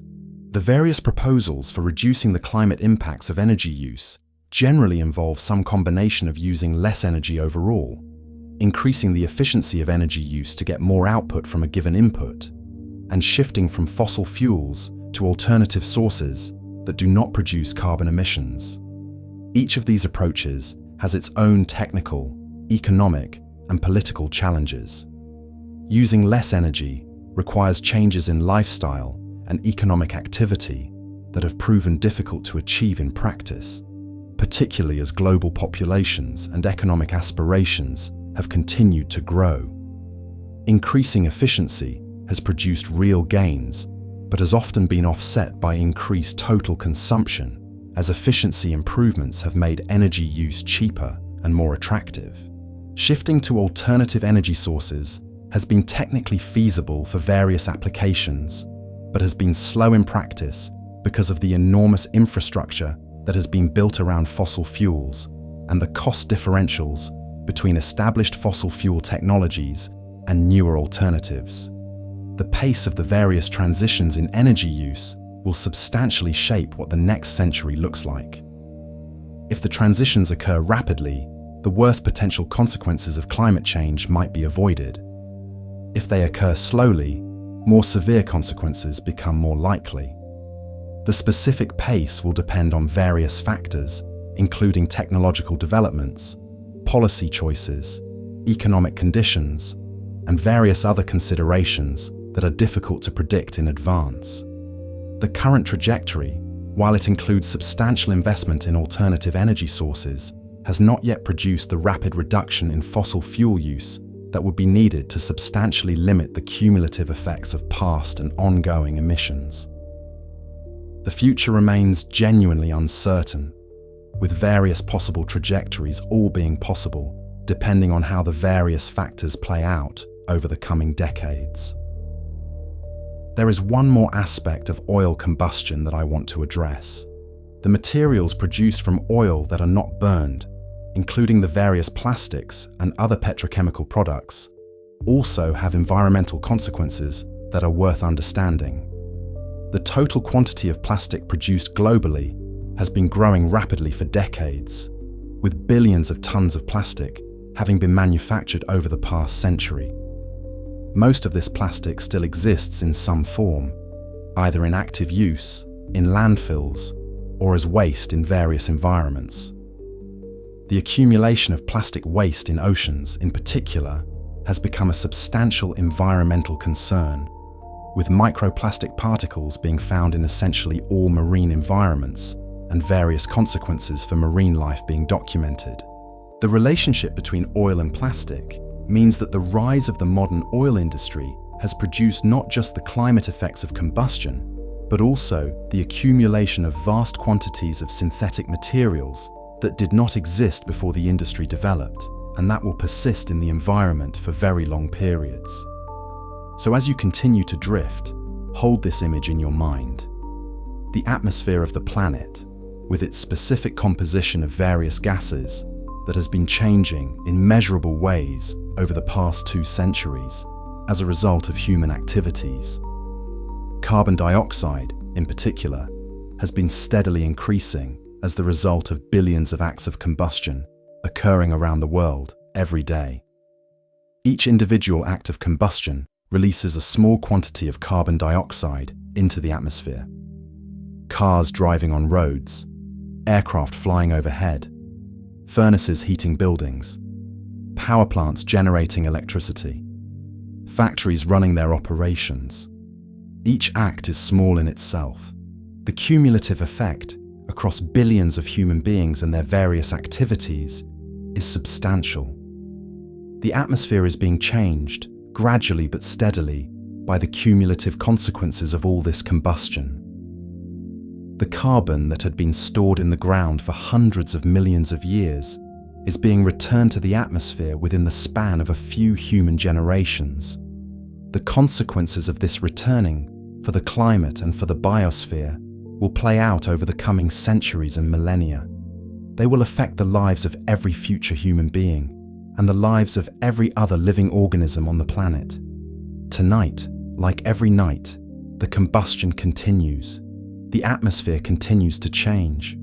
The long process of returning ancient carbon to the air continues in countless small acts performed by countless individual humans pursuing their various purposes.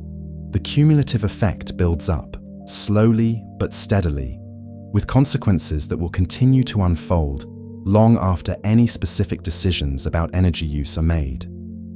We are participants in this larger process, whether we attend to it or not. Tonight, by contemplating it carefully, you have participated in one of the small ways that humans can become aware of what we are collectively doing through our energy use. The awareness itself does not change the larger pattern, but it allows us to think more clearly about what we are participating in, and that clearer thinking may, in some indirect way, contribute to whatever future patterns of energy use will eventually emerge.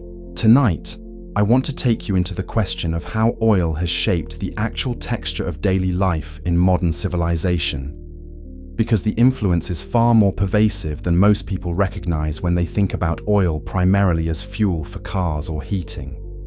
The transformation of daily life that oil has enabled extends into nearly every aspect of how modern humans live, work, eat, communicate, and experience their environments. Understanding the full extent of this transformation requires looking at the various specific ways that oil products have entered into the fabric of contemporary existence, often in ways that have become so familiar that we no longer recognize them as products of the oil age. Let me start with food, because the relationship between oil and modern food systems is one of the most consequential and least appreciated aspects of how oil has shaped contemporary life. The agricultural revolution that has allowed the world's population to grow from approximately 1 billion in 1800 to over 8 billion today has depended substantially on oil-based inputs to farming. Modern agriculture uses oil-derived fertilizers to maintain soil fertility, oil-derived pesticides to control insects and other pests, oil-powered machinery to plant and harvest crops, and oil-based transportation networks to move food from producing regions to consumers around the world. Without oil, the current scale and structure of global food production would not be possible, and the human population that depends on this food production could not be supported. The fertilizers used in modern agriculture deserve particular attention. Nitrogen fertilizers, which are essential for producing the high yields that modern agriculture achieves, are manufactured through a process called the Haber-Bosch process, which combines atmospheric nitrogen with hydrogen to produce ammonia. The hydrogen used in this process is typically derived from natural gas, which is a fossil fuel closely related to oil. The energy required to drive the Haber-Bosch process is also typically provided by fossil fuels.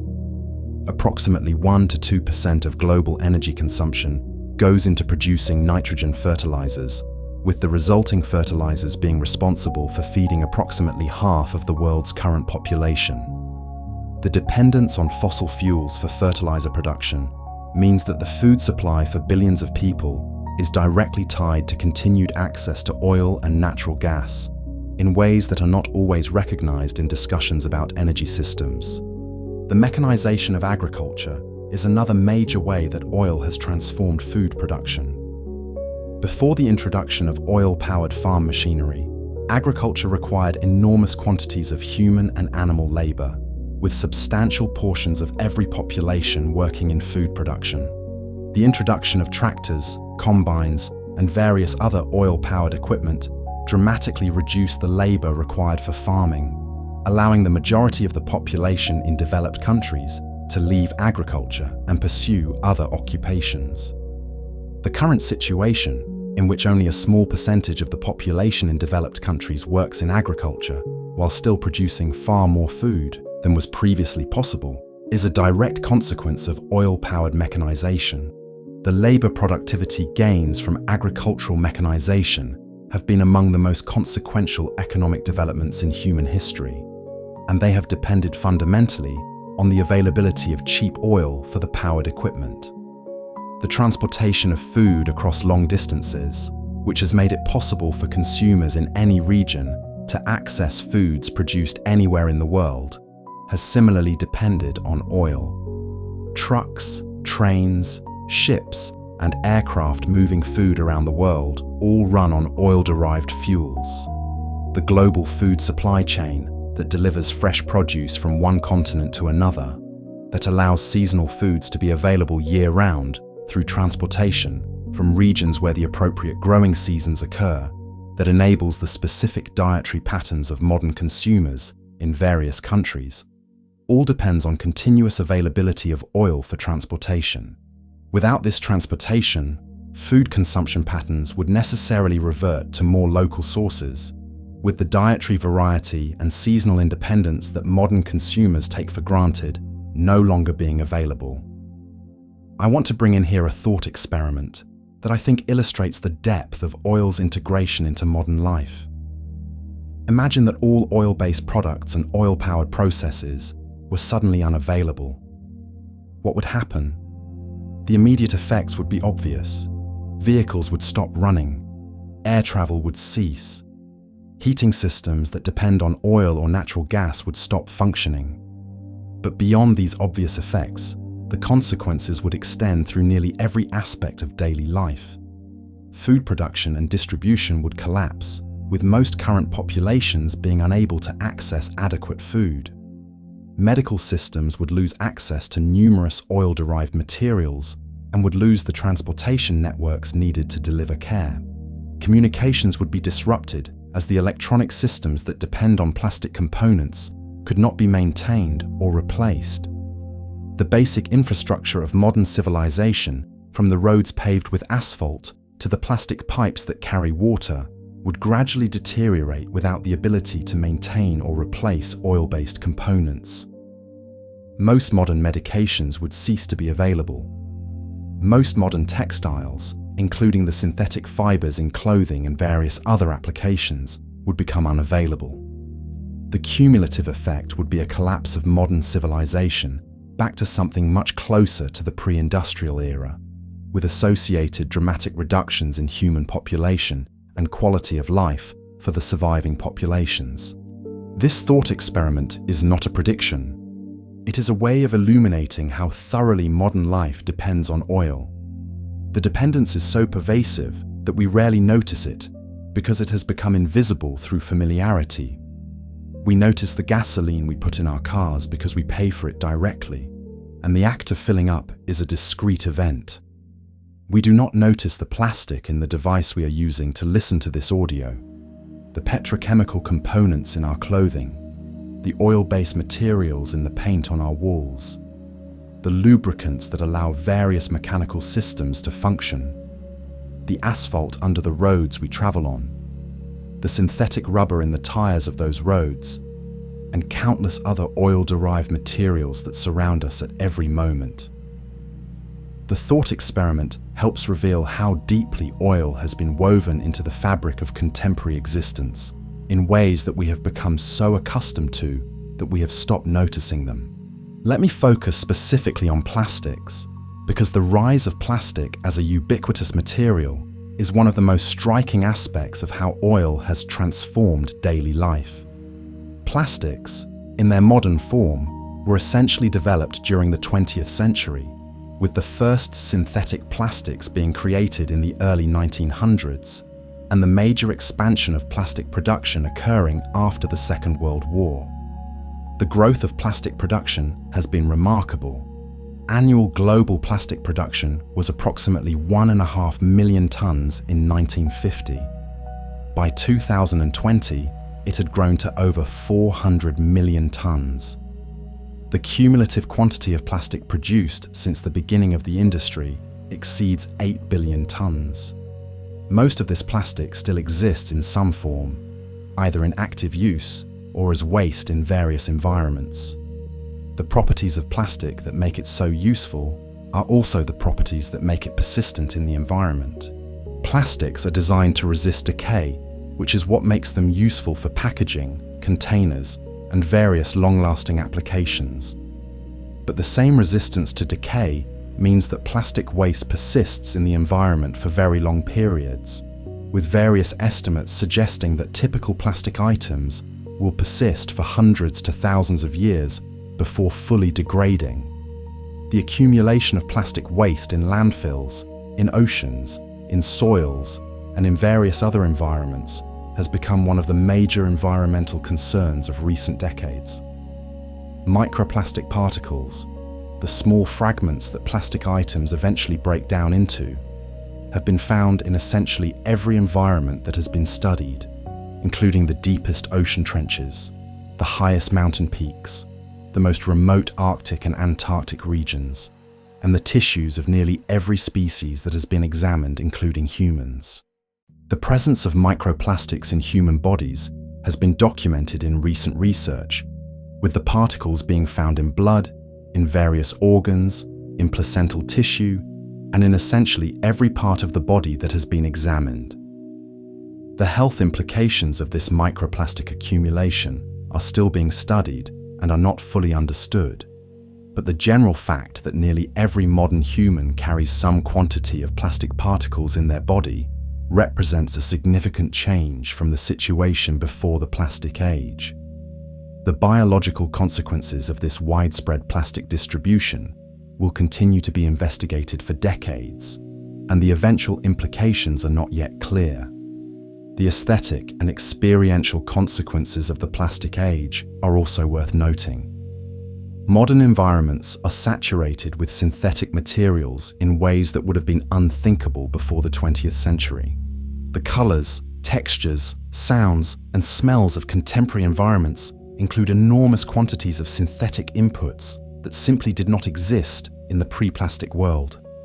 The experience of being a human in the 21st century includes constant interaction with materials that no human had ever encountered before the past century. Whether this represents a fundamental change in the human sensory and experiential environment is a question worth thinking about, with the implications being subtle but pervasive.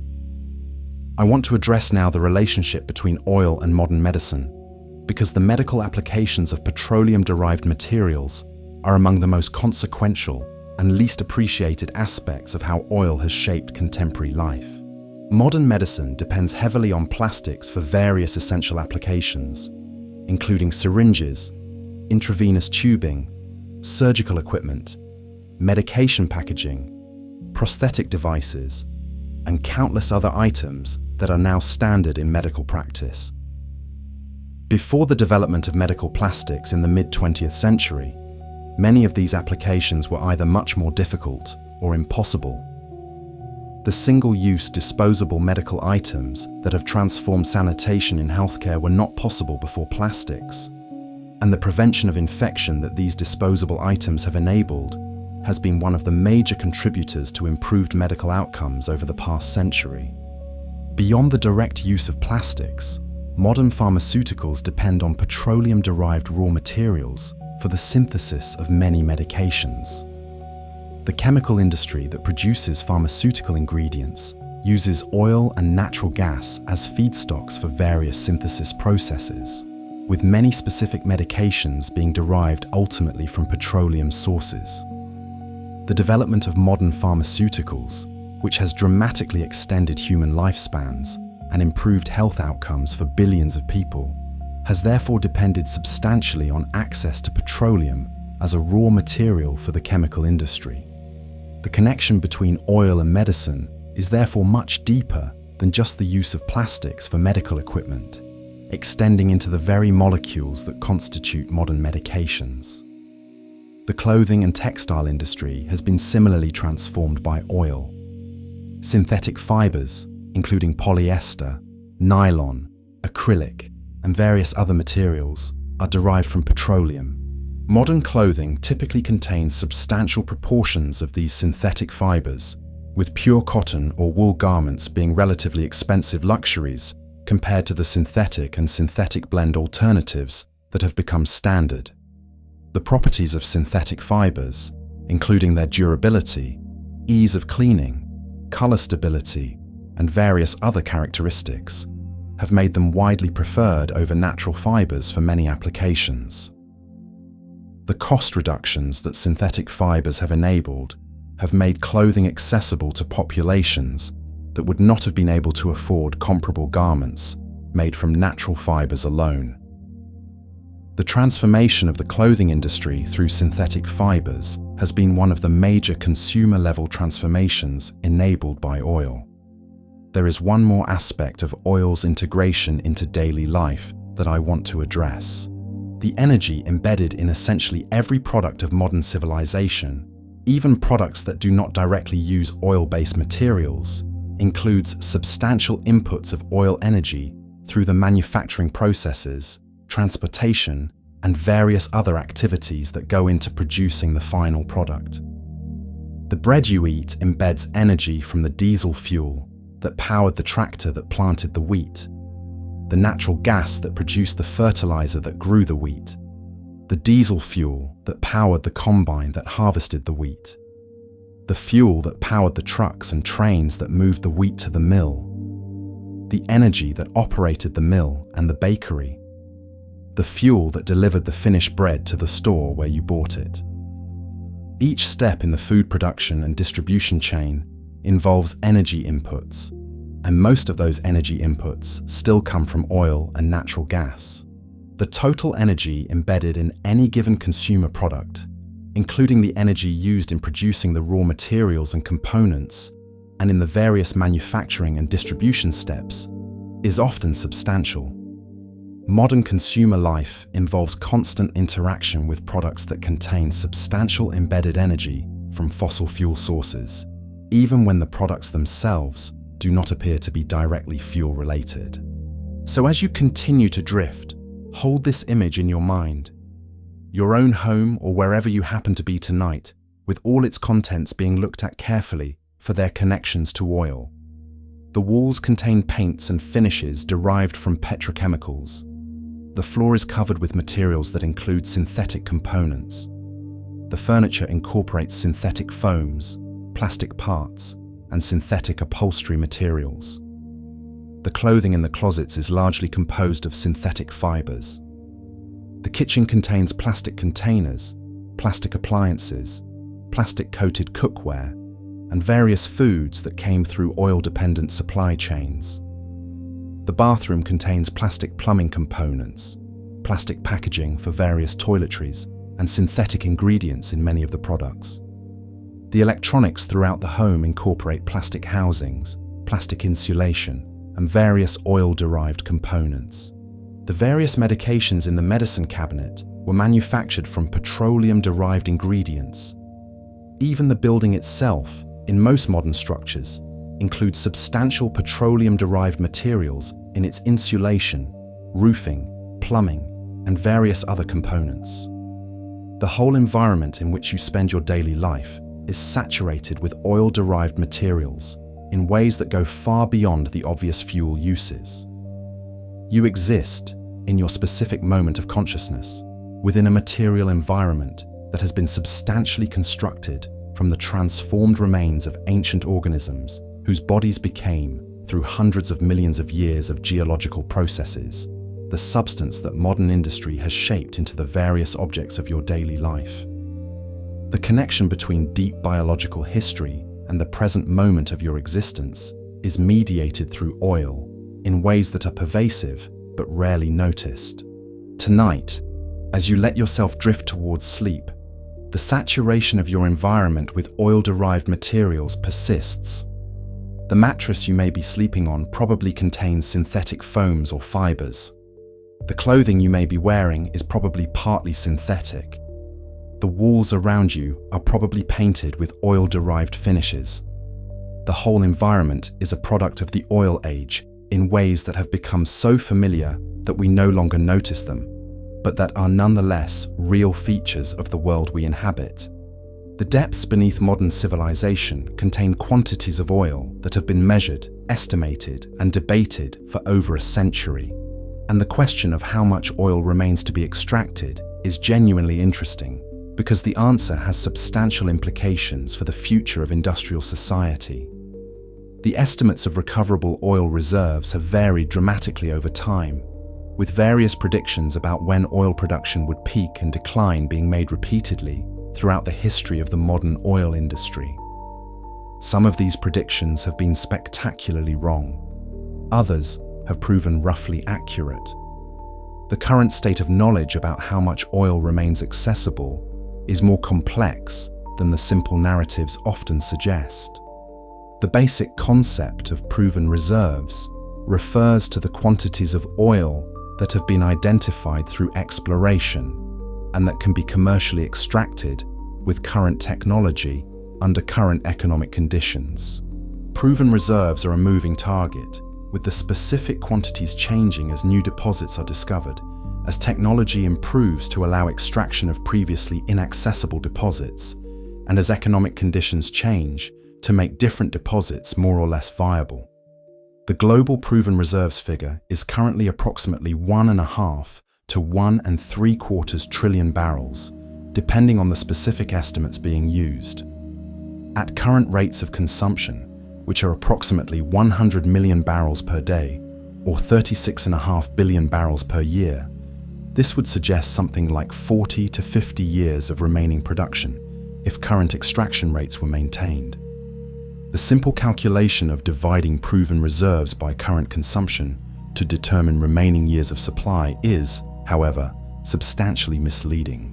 The relationship between reserves and production is more complex than this calculation suggests, and the actual trajectory of future oil production depends on multiple factors that complicate the simple picture.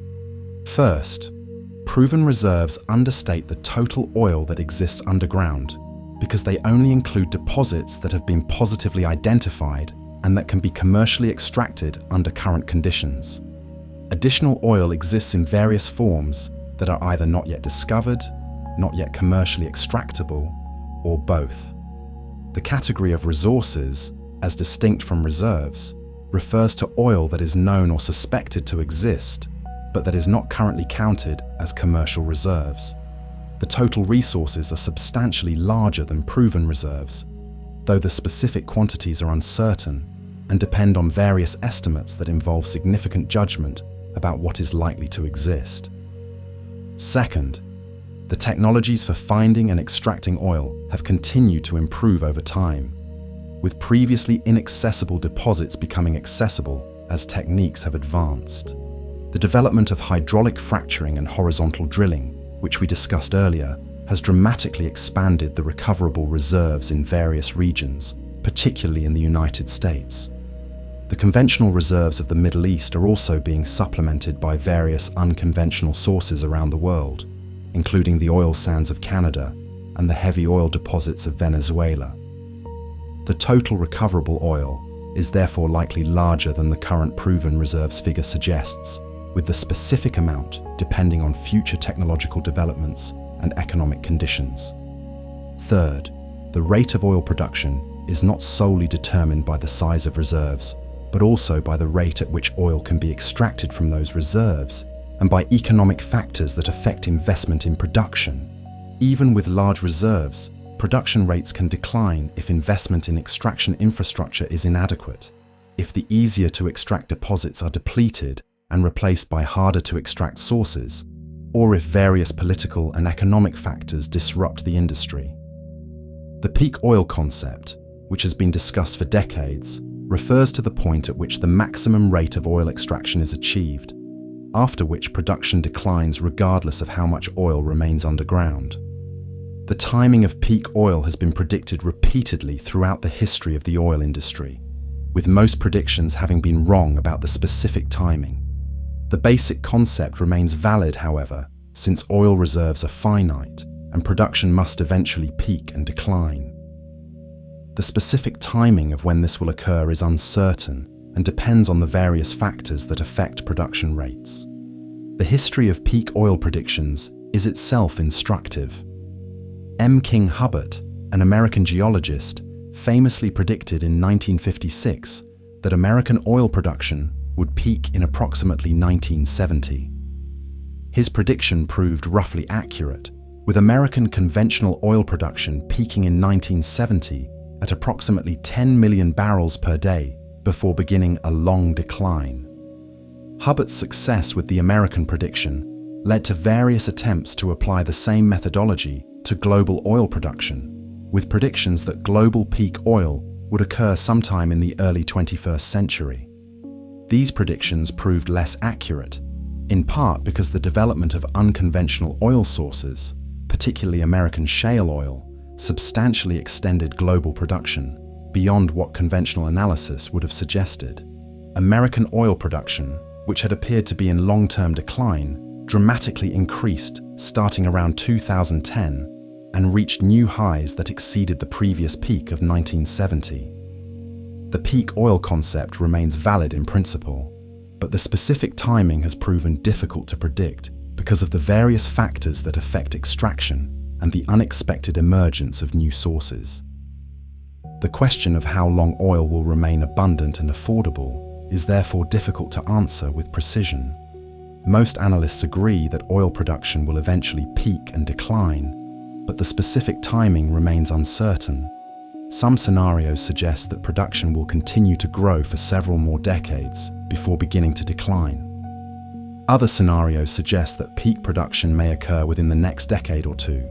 The specific trajectory depends on factors including the pace of technological development, the rate of demand growth in various regions, policy decisions about energy and climate, and various unpredictable events that could disrupt either supply or demand. The depletion of conventional oil reserves has been occurring steadily, even as new sources have been developed. Many of the largest and easiest to extract conventional oil fields have been in production for decades and are showing declining production as they age. The Ghawar field in Saudi Arabia, which has been the largest single oil field in the world, and the foundation of Saudi oil production, is approximately 70 years into its production history and is showing some signs of decline despite the considerable efforts that have been made to maintain its output. Similar aging patterns affect other major fields around the world, with the cumulative effect being that the easy oil that dominated production in the earlier decades of the industry is gradually being replaced by harder to extract sources. The cost of extracting oil has therefore been gradually increasing over time, even when measured in real terms after adjusting for inflation. The average cost of finding and extracting a barrel of oil today is substantially higher than it was 40 or 50 years ago, with the increases reflecting the depletion of the cheapest and easiest deposits. The implications of these trends for the long-term future of oil-dependent civilization are worth considering carefully.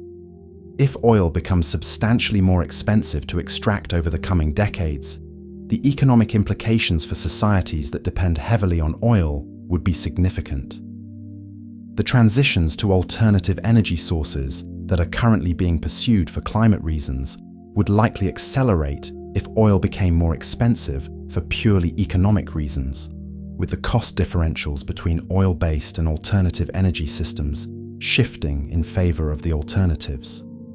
The pace of these transitions is currently subject to substantial debate, with various analysts and policymakers proposing different timelines and approaches. The actual transitions will depend on technological developments, policy choices, economic conditions, and various other factors that are not yet fully determined. The unconventional oil sources that have become increasingly important deserve specific attention.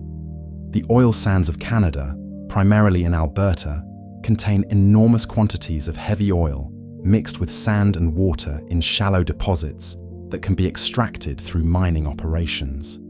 The Canadian oil sands reserves are among the largest in the world, but the extraction is expensive and energy intensive, with the production producing more carbon dioxide per barrel than conventional oil extraction.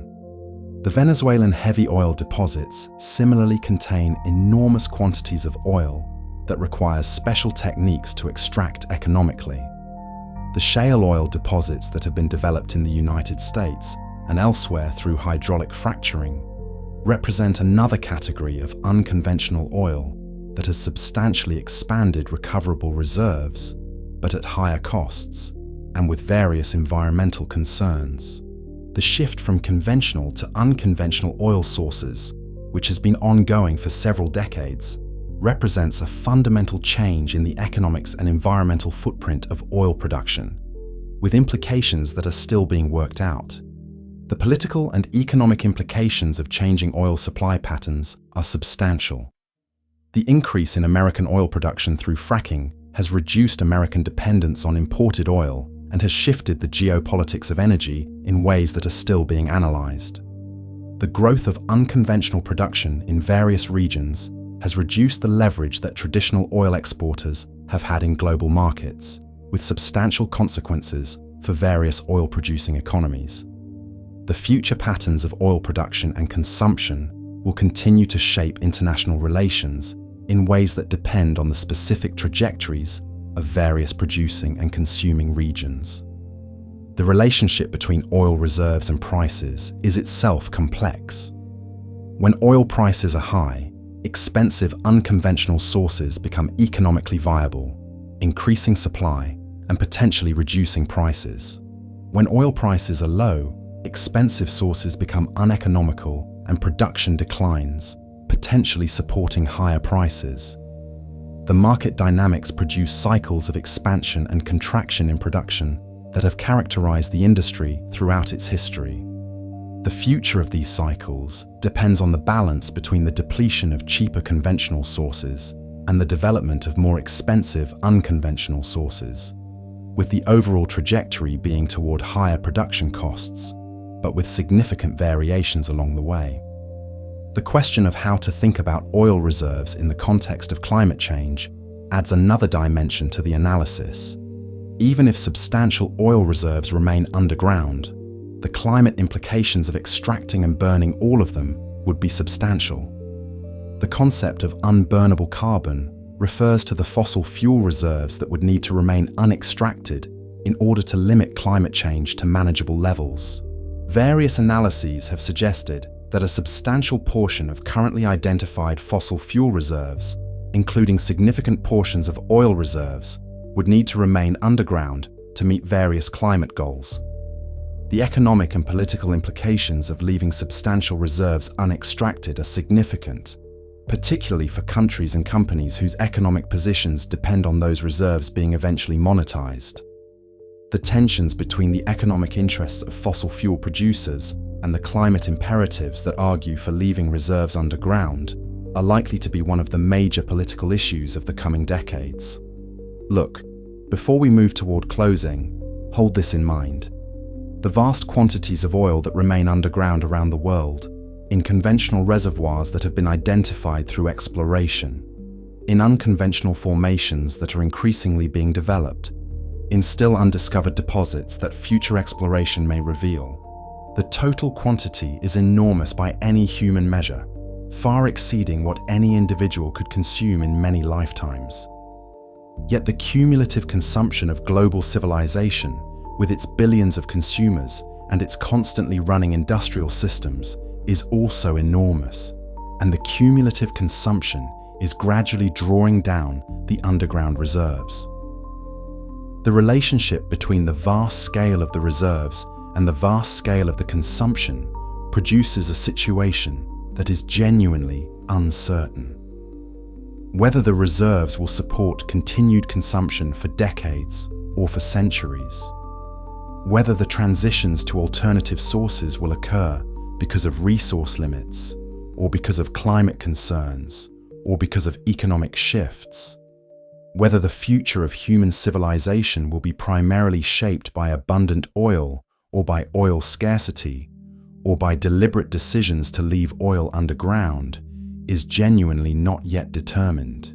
The next several decades will be among the most consequential in the history of human energy use, with the specific trajectories that emerge shaping the lives of every future human being. Tonight, like every night, the vast reserves continue to exist underground. The vast extraction continues to occur, and the vast consumption continues to operate. The patterns will continue in some form until they shift to new patterns. The shifts may be gradual or sudden, planned or unplanned, beneficial or disruptive. They will occur eventually because the current patterns cannot continue indefinitely. What replaces them remains, tonight, an open question. The various alternatives to oil that have been developed over the past several decades represent some of the most consequential technological and economic developments of our time, and the question of how these alternatives compete with and might eventually replace oil deserves careful examination. The transition from an oil-dominated energy system to whatever comes next is currently underway, though at uncertain pace and with uncertain outcomes. The specifics of how this transition unfolds will shape the world that future generations will inhabit, and the contemplation of the various possibilities is itself one of the more interesting aspects of thinking about oil in the current moment. The renewable energy sources that have grown most rapidly in recent decades include solar photovoltaic generation, wind power generation, and various forms of hydroelectric power. These sources do not produce the carbon emissions associated with fossil fuel combustion, and they draw on energy flows that are essentially inexhaustible on human timescales. The sun continues to deliver energy to the planet in quantities that vastly exceed any plausible human energy demand. The wind continues to flow as long as the sun continues to heat the atmosphere unevenly. Water continues to flow downhill through the hydrological cycle. The renewable energy sources tap into these continuous flows rather than drawing down stored stocks of ancient energy. The growth of solar photovoltaic power has been particularly dramatic over the past 2 decades. The cost of solar panels has fallen by approximately 90% since 2010, with the technology becoming progressively cheaper and more efficient through continued development and through economies of scale in manufacturing.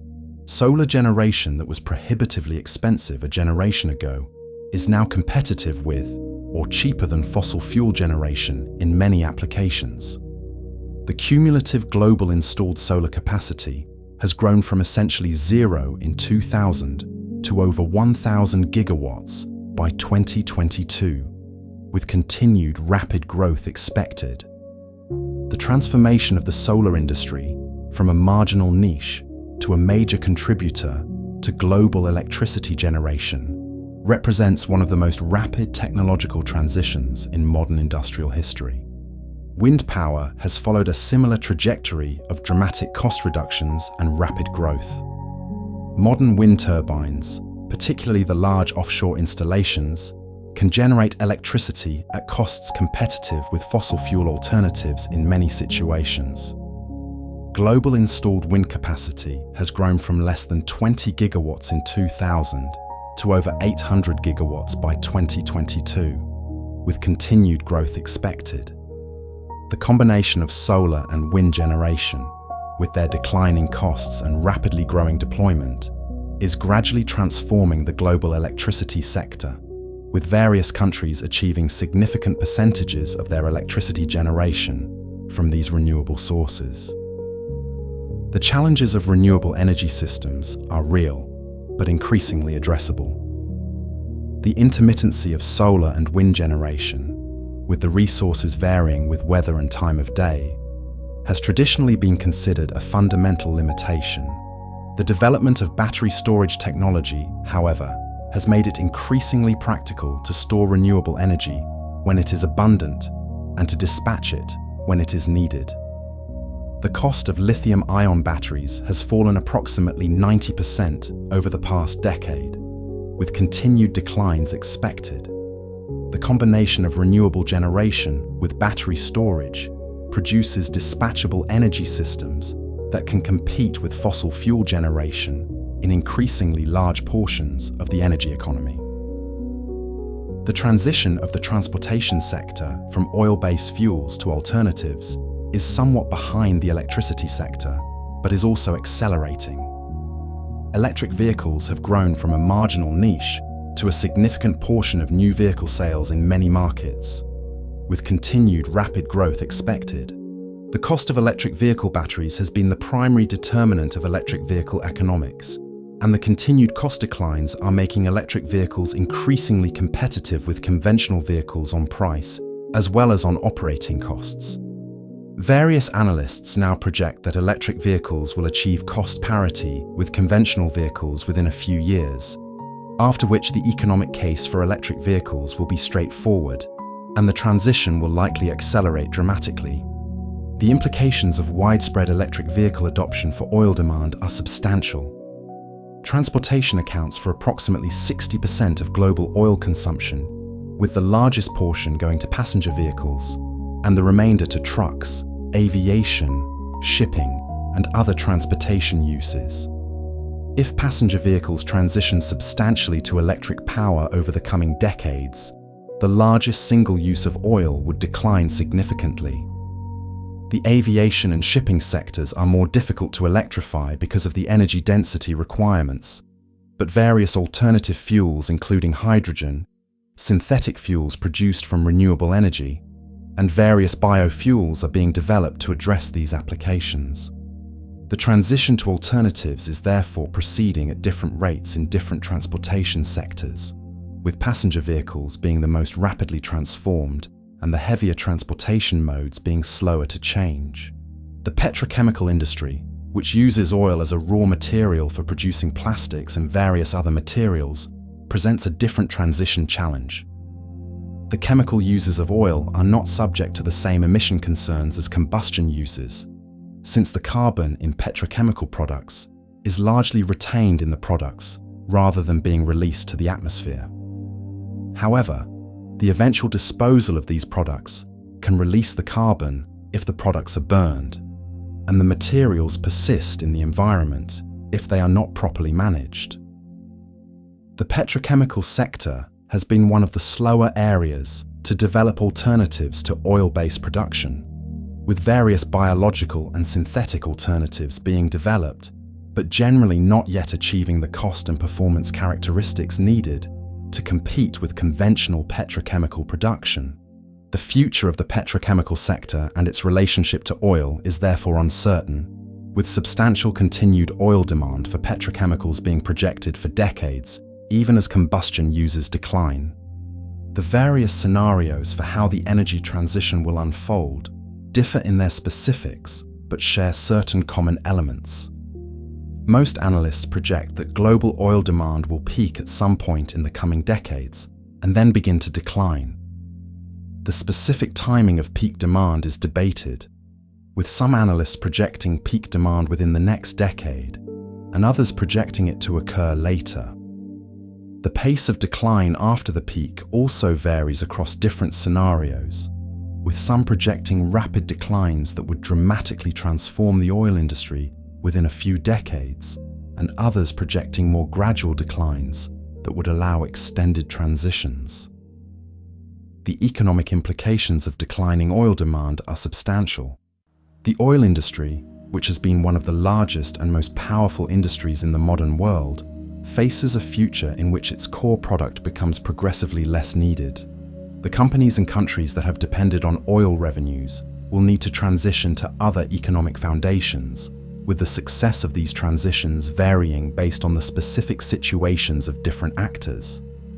Some oil-producing countries have begun investing significantly in diversification, recognizing that their long-term economic futures cannot depend on oil indefinitely.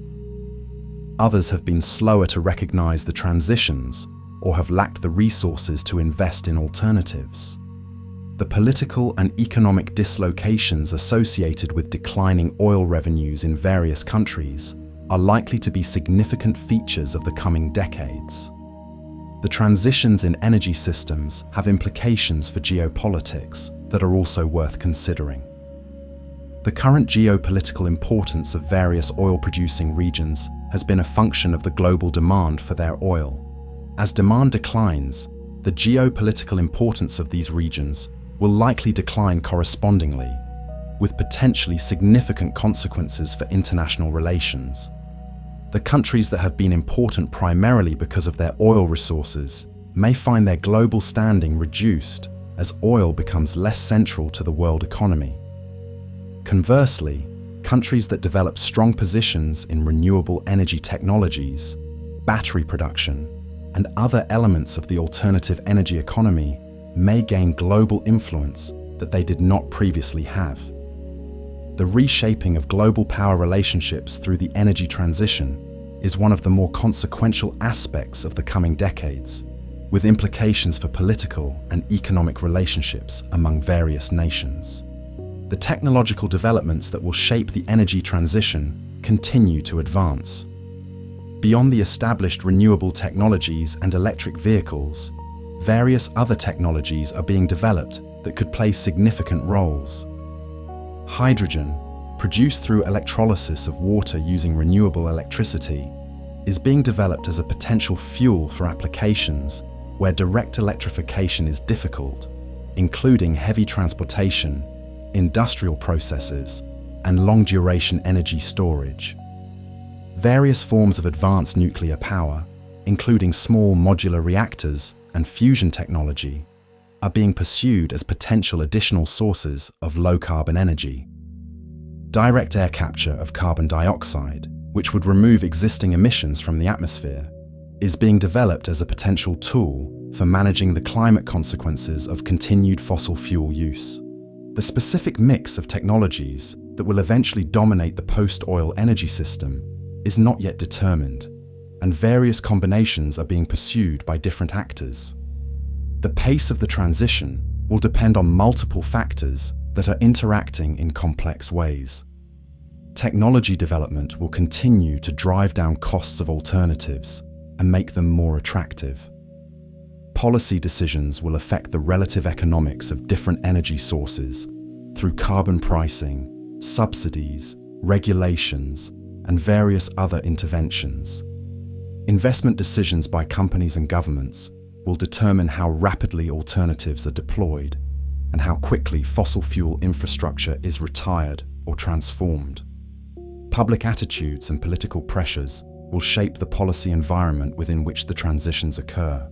The cumulative effect of all these factors will determine the actual trajectory of the transition, with substantial uncertainty about how rapidly the transformations will occur.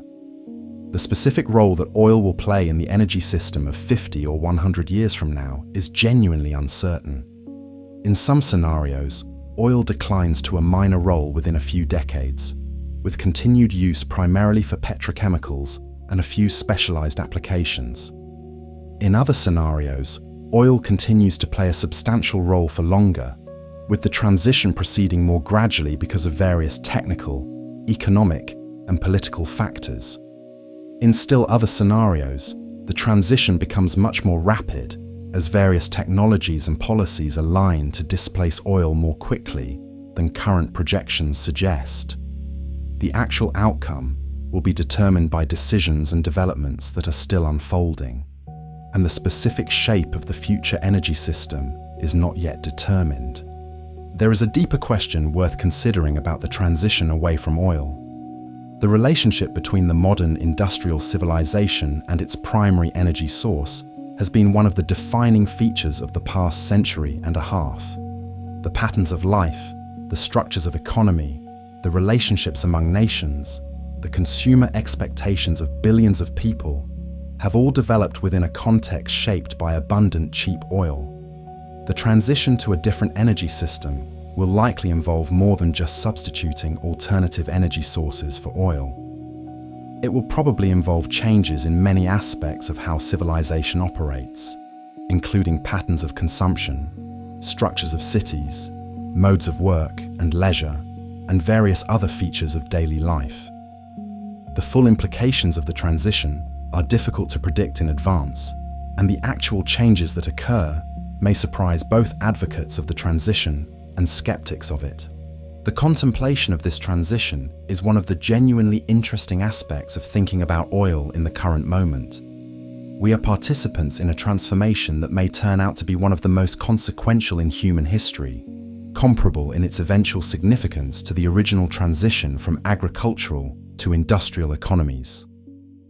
The transformation is happening around us, in countless individual decisions and developments that are gradually reshaping the energy system that supports modern civilization.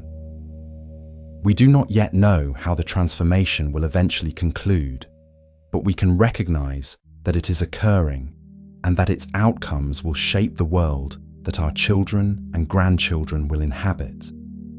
A solar installation in some sunny location, perhaps a desert or a hillside in a region with abundant sunlight, with its panels arrayed in long rows facing the sky.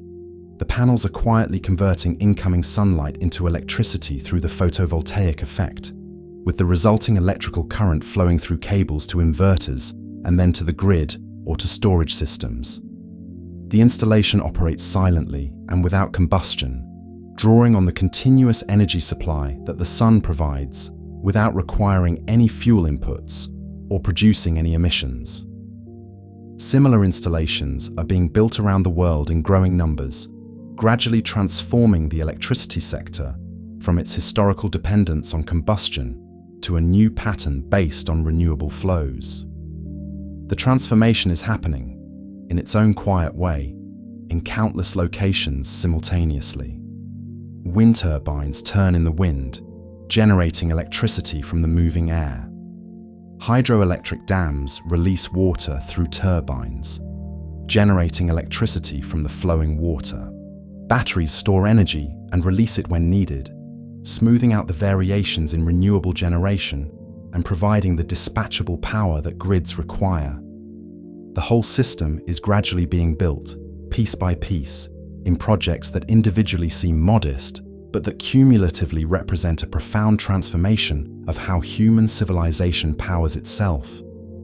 The transformation is not complete and may not be complete for many decades, but it is underway in ways that are increasingly visible and increasingly substantial. The eventual outcome remains uncertain, but the direction of the change is clear. We are gradually moving away from the oil age towards something else. What that something else will be exactly, depends on choices and developments that are still unfolding.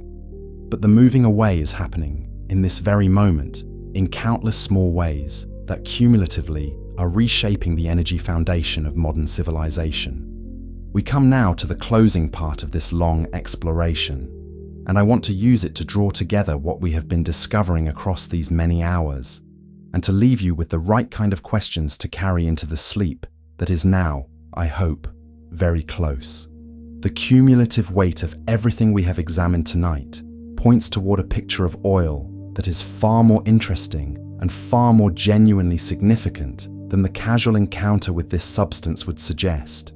And the picture has implications for how we should think about our own moment in history and the broader patterns of human civilization. What we have been doing across these many hours has involved patient examination of oil from multiple angles. We began with the basic question of what oil actually is, and we found that it is essentially condensed ancient sunlight, the transformed remains of marine organisms that lived and died hundreds of millions of years ago, preserved through specific geological processes and transformed by enormous spans of time into the hydrocarbon mixtures that we now extract. We examined the specific geological history of how oil formed, with the dramatic story of ancient anoxic ocean events that produce the source rocks of modern oil deposits. We considered how humans came to depend on oil, with the modern industry developing over the relatively brief span of just the past century and a half. We looked at the sophisticated science and engineering involved in finding and extracting oil from underground reservoirs, with the technical achievements of the petroleum industry being more impressive than most people recognize. We addressed the geopolitical and economic implications of oil distribution across the planet, with the locations of major reserves having shaped much of modern political and economic history.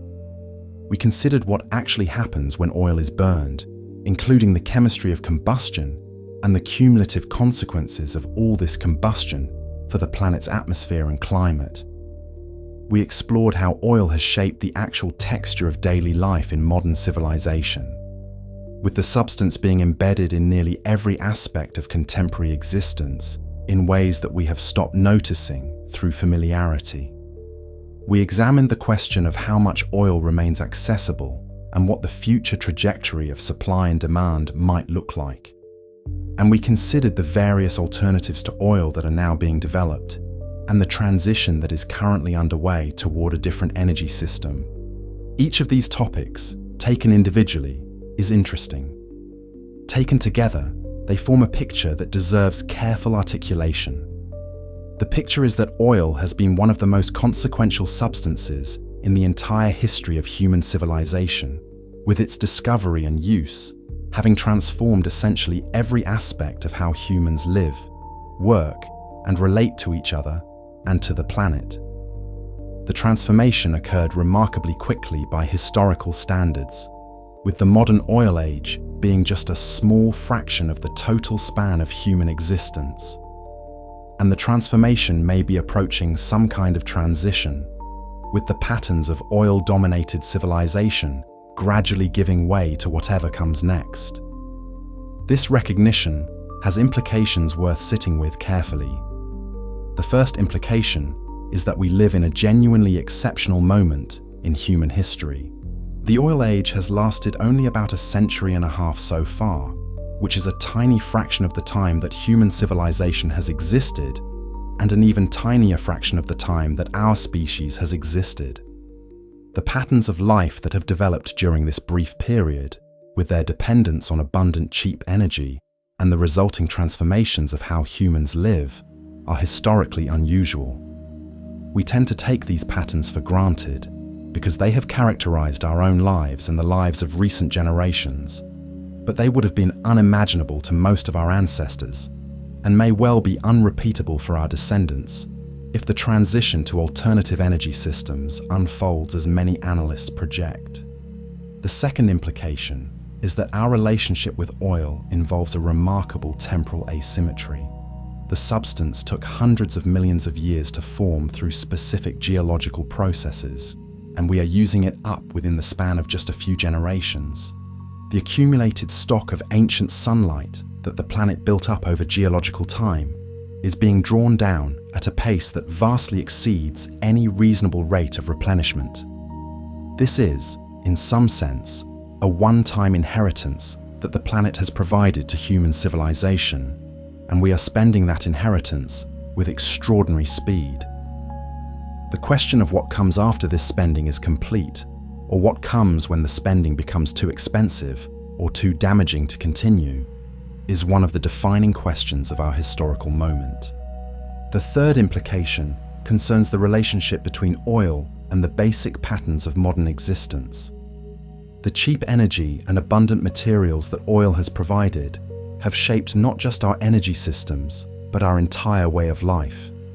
The expectations that modern consumers have for what is possible, the structures of cities and transportation systems, the patterns of food production and distribution, the global supply chains that deliver products from anywhere to anywhere, the patterns of work and leisure that organize our days, all developed within and depend upon the context of cheap, abundant oil. The transition to a different energy system will likely involve adjustments in many of these patterns, not just substitution of alternative energy sources for fossil fuels. The full implications of these adjustments are difficult to predict in advance, but they are likely to be substantial. The fourth implication, and the one worth leaving you with, concerns how we should think about our own participation in the oil age. We did not choose to be born into this specific moment of human history. We did not choose the energy system that supports our lives. We did not choose the patterns of consumption and production that have developed over the past century and a half. But we are participants in this system in countless small ways, simply by virtue of being members of contemporary industrial civilization. Each act of consumption, each use of energy, each engagement with the products of modern manufacturing contributes to the larger pattern of oil-based civilization. The contributions are individually small, but cumulatively substantial. This raises questions about how we should think about our participation. The patterns of modern life are largely set by structures that exist beyond any individual choice. The systems of energy production and consumption that surround us were built before most of us were born, and our individual decisions about how to use them are constrained by what is actually available. At the same time, our individual decisions, multiplied across billions of people, do shape the trajectory of the larger system. The choices that consumers make, the technologies that get adopted, the political pressures that shape policy, the investments that get made, all influence how the patterns of energy use evolve over time. We are simultaneously participants in larger structures that constrain our choices and contributors to those structures through the choices we do make. There is something almost philosophical about this when sitting with it carefully. We exist as conscious beings during a particular moment in human history, with all the specific features of that moment shaping the conditions of our existence. We did not choose the moment, but we are nonetheless responsible, in some attenuated sense, for how we engage with it. The decisions we make individually and collectively will shape the moment that succeeds ours, and the moment that succeeds ours will be different from the one we currently inhabit. The specific differences depend on countless decisions being made by countless individuals and institutions, with the cumulative effect being to gradually transform the patterns of civilization in directions that none of us individually chose, but that all of us collectively are producing. The contemplation of oil, then, is also a contemplation of our specific historical moment and our place within it. We are members of the oil age, participants in patterns of life that depend on the continuous availability of cheap, abundant energy from the transformed remains of ancient organisms. The patterns will not continue indefinitely in their current form. The transition to whatever comes next is already underway, in ways that are increasingly visible. The specific shape of what comes next remains uncertain, but the fact that something different is coming is increasingly clear. We are witnesses to one of the major transitions in human history, and we are also participants in shaping how that transition unfolds. One final thought before we close. The story of oil is not over. It continues to unfold in our own time, with the patterns of production and consumption being modified by various developments that are still in progress. The technologies for finding and extracting oil continue to advance, even as the technologies for alternatives also advance. The political and economic relationships that have grown up around oil continue to evolve, with new patterns emerging as the old ones shift. The environmental consequences of oil use continue to accumulate, with the cumulative effects of past emissions interacting with ongoing emissions to produce climate changes whose full implications will unfold over many decades. The transitions to alternative energy systems continue to accelerate, with various technologies becoming more competitive with conventional sources as their costs decline. The story is being written in real time by the cumulative actions of billions of people and millions of institutions, with the eventual outcomes depending on patterns that are still being established. We are part of this writing, whether we attend to it carefully or not. The careful attention to the substance, of the kind we have given it tonight, is one small way of being more conscious participants in the story, rather than merely passive consumers within it. If you have found this exploration valuable, if the patient walk through the complex story of oil has given you something to carry with you as you finally drift off, please consider letting me know in the comments below. Tell me what struck you most, what questions you would like to explore further, what other deep features of modern civilization you would like to spend a long, quiet night thinking about. Subscribe to Sleepy Tinfoil Hat if the channel is the kind of thing you want more of, because the channel exists for the audience that wants this slow, careful kind of thinking. And the audience tells the algorithm we are here through the small acts of comment and subscription. The community of careful nighttime thinkers is scattered across many time zones and many lives, and the way we find each other and keep this work going is through these small signals. Sleep well. Let yourself go gently. The substance we have been discussing tonight continues to flow through the global economy as you drift toward unconsciousness. Wells in many countries continue to produce oil. Tankers cross oceans carrying it from producing regions to consuming regions. Refineries process crude oil into the various products that modern civilization requires. Pipelines move products to distribution networks. Gas stations dispense fuel to vehicles. Power plants burn oil and natural gas to generate electricity. Petrochemical plants convert oil into the materials that become the products of daily life. The whole vast system continues to operate, supplying the energy and materials that make modern existence possible. While you sleep tonight, the system will continue its operations. While you sleep tomorrow night, the system will continue. The patterns will persist, in their current form, for some additional time before transitioning to whatever new patterns will eventually replace them. The transitions are already underway, but they will continue for decades or longer before the new patterns are fully established. You will live through these transitions, in whatever specific way the next decades of your life unfold. The decisions you make and the actions you take will be part of the larger pattern of how the transitions occur. None of this requires your conscious attention to proceed. The system operates whether you think about it or not. But the careful contemplation of it, on quiet nights like this one, allows you to be a more conscious participant in your own moment of history.